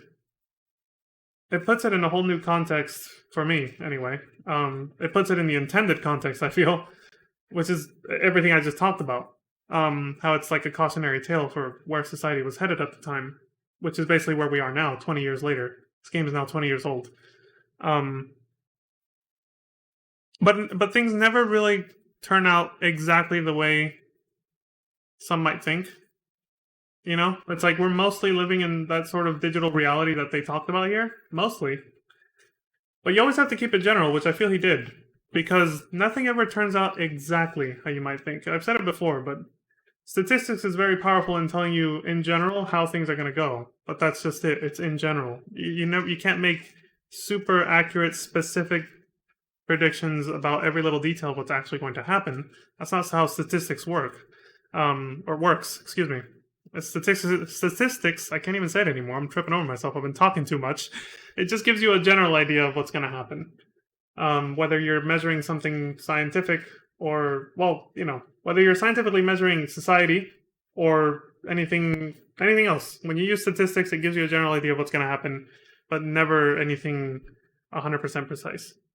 So I like that Kojima kept things vague enough to still be able to appreciate the message. Like, if he had said something, if anywhere in that dialogue that we just saw had been something that sounded too much like a very solid prediction of where society was going to end up in 20 years, it probably would have missed the mark, and then people would find this less relevant. But because he kept it generalized and, you know, somewhat vague, a lot of what was said is still very relevant and still hits home. Which is why I just went off for like 10 to 15 minutes about everything that was talked about. It just goes to show the validity of it. So yeah, this game's pretty cool for all that. The next game, Metal Gear Solid 3, I've never played it before, so that's going to be a blind playthrough. And here's why. I'll even explain now that we're done with Metal Gear Solid 2. The cliffhanger ending we just saw in the post-game right now, where they said that the Patriots were dead and they've been dead 100 years ago, and everything that happened leading up to that, you know, everything we just talked about, and, you know, the revelation of the Patriots themselves, all of this had me really fucking hyped for the next game, because I really wanted to see where the story was going to go next, or how the story was going to end. I was like, they just introduced this new entity and built up this story to something that looks really fucking cool, and I can't wait to see what happens next. I was really excited, like a lot of people were, I think. And then, when they announced Metal Gear Solid 3, and I came to find out before playing it that it was just a prequel, I'll be honest, I lost the hype. I was like, what? I was like, you're gonna leave us on a cliffhanger at the end of Metal Gear Solid 2 and then take us back in time to some fucking prequel? What is this bullshit? So, I was not fair to the game and didn't even give it a chance. I never bought it, and I never borrowed it from a friend like I did this game. None of that shit. I just completely ignored it. Because I was more interested in finding out what was going to happen next. I was young. I forget that, you know, sometimes prequels are necessary to give more context to a story that you're trying to build up into something, right? But either way, that was my mistake. And, you know, I'm paying for it now because I have no idea what the hell's going to happen in Metal Gear Solid 3. But I'm excited to play it now. But so yeah, I finished Metal Gear Solid 2, ignored Metal Gear Solid 3, and then I bought Metal Gear Solid 4. I think it was a launch title with PS3, or pretty close to being a launch title with it. So I bought a PS3, got Metal Gear Solid 4, played it, and yeah, I didn't understand any of the references to Metal Gear Solid 3 because I skipped over it. But I was just excited to see what would happen after Metal Gear Solid 2, so I didn't give a shit. But you know, silver lining, now I get to do my first ever blind playthrough of Metal Gear Solid 3 here on stream and record my reactions to it. Because I've heard it's a pretty good game. I didn't hear about it much back then because, you know, back in that era, I didn't really have a computer and internet and all that stuff, and didn't really, even once I didn't really hang out on video game message boards and stuff, and not specifically ones that would talk about Metal Gear Solid 3, but in more recent years, I hear people talk about oh my god, Metal Gear Solid 3 is like the most, like, it's a lot of people's favorite in the entire franchise. People praise the hell out of it, so I'm like, okay. Well, maybe it's good. Maybe I should actually give it a shot. And I figured this little Metal Gear marathon would be a nice way to do that. Now, it's not a marathon. Like I said, I might actually play other games in between here and there. But I kind of do want to keep the flow of the story going. But I specifically said it wasn't a marathon because one such instance where I have to kind of deviate and take a little break is actually next stream. I want to play the new Resident Evil Village DLC. I haven't played it yet. The Shadows of Rose and the new Mercenaries. Specifically the Shadows of Rose because I play games for the story. I want to see where that story is going to go. The Mercenaries, maybe I'll fuck around for a bit on stream if I have time after that. But otherwise, that's pretty much my next stream, is going to be the Shadows of Rose DLC for Resident Evil Village. That should only take one stream. It's just DLC content. It's just a minor piece of story content. I don't think it's going to take more than one stream. And then after that, we'll go ahead and dive into Metal Gear Solid 3. So yeah, we'll take a little break. We'll do that, and then the stream after, we'll get back on track and finish out the Metal Gear series with Metal Gear Solid 3 and 4. Because I think Peace Walker, I never looked it up. I'll look it up after the stream, but I think Peace Walker came out after 4. But I can't remember. Maybe not, though. Well, I know it was a PSP game, but I don't know if it came out before or after Metal Gear Solid 4. If it came out before 4, I'll probably play it, because, you know, it might actually be relevant also. It might have more relevant story content, not just Metal Gear Solid 3, but I'll look this up after the stream. For now, I gotta wrap this stream up. So let's see what happens if I hit X. It should probably just take us back to the main menu, I think. But let's make sure of that. Don't want to miss any other post-credit stuff. What do we got? Scorpion. Taker plant scenario. Codename Scorpion. You've earned a trophy, a cut above. Cool. What's the flashing light? Just waiting for me to hit enter or X. So just like Metal Gear Solid 1, you get a codename that pretty much supposed to represent like how you played the game, your skill level, how you approach certain situations. All of that gets you a codename that represents like usually represented by an animal. In this case, Scorpion. I'll have to look up what the hell that was. But it takes into account things like how many rations you used, how much ammo you used, which weapons you used, I think, things like that. New item obtained. What do we get? A digital camera. You got a camera. You can use it in the Tinker episode. Cool. You got a camera. You can use it in the Plant episode. Cool. That's all we got. If you want the infinite ammo bandana that Snake had, the one that he got with Meryl in the snowmobile at the end of Metal Gear Solid 1, you have to get all the dog tags, or most of them, in the Tinker episode. Something similar you have to do with if you want the stealth camo. And same thing if you want the infinite ammo wig, which is a brown wig, I think, for Raiden's hair, which gives you infinite ammo, of course. Then you have to collect a lot of the dog tags in the Plant episode. And there is some other requirement for the camouflage as well. I can't remember them, but it's all very tedious and grindy. Which is why I didn't... Like, this playthrough would be twice as long if we tried to collect the dog tags while I was playing through. I wasn't going to do that shit. But that is how you get it. It wasn't really necessary when you play on very easy. Like, I mean, I just breezed right through it. I didn't even use, like, not even half the rations I had. I used 6, and you can carry 10. So, you know. Yeah. Fuck it, right? Alright, I guess that's everything. I announced what I'm going to do next. I gave my thoughts on the game. You know, it's a great follow-up to Metal Gear Solid 1, gameplay-wise. But the more important thing to me was the story, which I just went into. Or at least the point of the story, the message that was being imparted by the creator, Kojima. We just talked about all that. If I had to give a review or rating for the game, for other aspects of the game, like the gameplay aspects and everything, I mean, it feels just like Metal Gear Solid 1, but with a lot of added features. Okay, now we got Raiden's face here on the title menu. Or the title screen menu here. Yeah, it has a lot of added features. I have never read into why Kojima decided to switch characters and introduce a new character like Raiden. He must have had his reasons for that. Part of it was probably what we just talked about, but, you know, the differences between them, he cartwheels instead of rolling, and that helps him cross over gaps, which they force you to do to actually progress in the game. They test your platforming abilities with all that. Yeah, that was pretty cool. But yeah, otherwise, pretty solid game, just like the first one, you know? I don't know what Metal Gear Solid 3's gameplay is going to be like. I suspect it'll be similar to 4, just maybe not with all the bells and whistles that 4 has, especially because it takes place in the past, and Metal Gear Solid 4 does not. It has a lot of futuristic technology featured in it, because it takes place in the future. Metal Gear Solid 3 takes place in the 60s, I think. So yeah, we'll see what that's like. Oh, actually, you know what? We can actually go back to the game select menu from here and go see for ourselves. Let's see.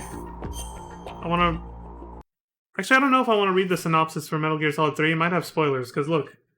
If you read here, Metal Gear Solid 2, it says...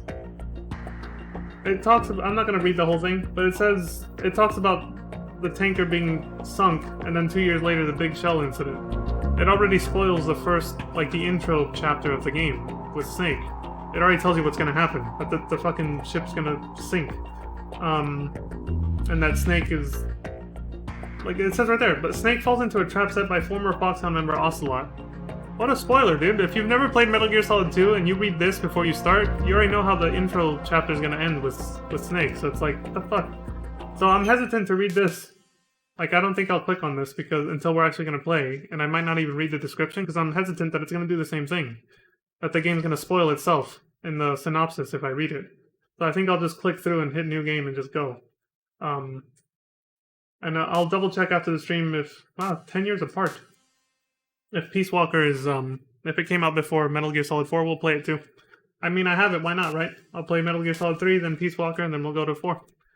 So yeah, that's the plan for next stream, but, well, not next stream, but for after I'm done with the Shadows of Rose DLC for Resident Evil Village. And that stream in particular, I will do when I come back a little bit later today. So, this particular video has now gone 3 hours, so I gotta shut the hell up and go now. I just want to make sure I got all my thoughts out there on this game, and what I'm gonna do next, and I think I'm done. I think I did that, so yeah, I'll leave it at that. Alright everybody, I'll go ahead and just leave it back in Metal Gear Solid 2 while I say my outro. Thank you very much for watching. I appreciate you all, whether you choose to watch on Twitch or YouTube.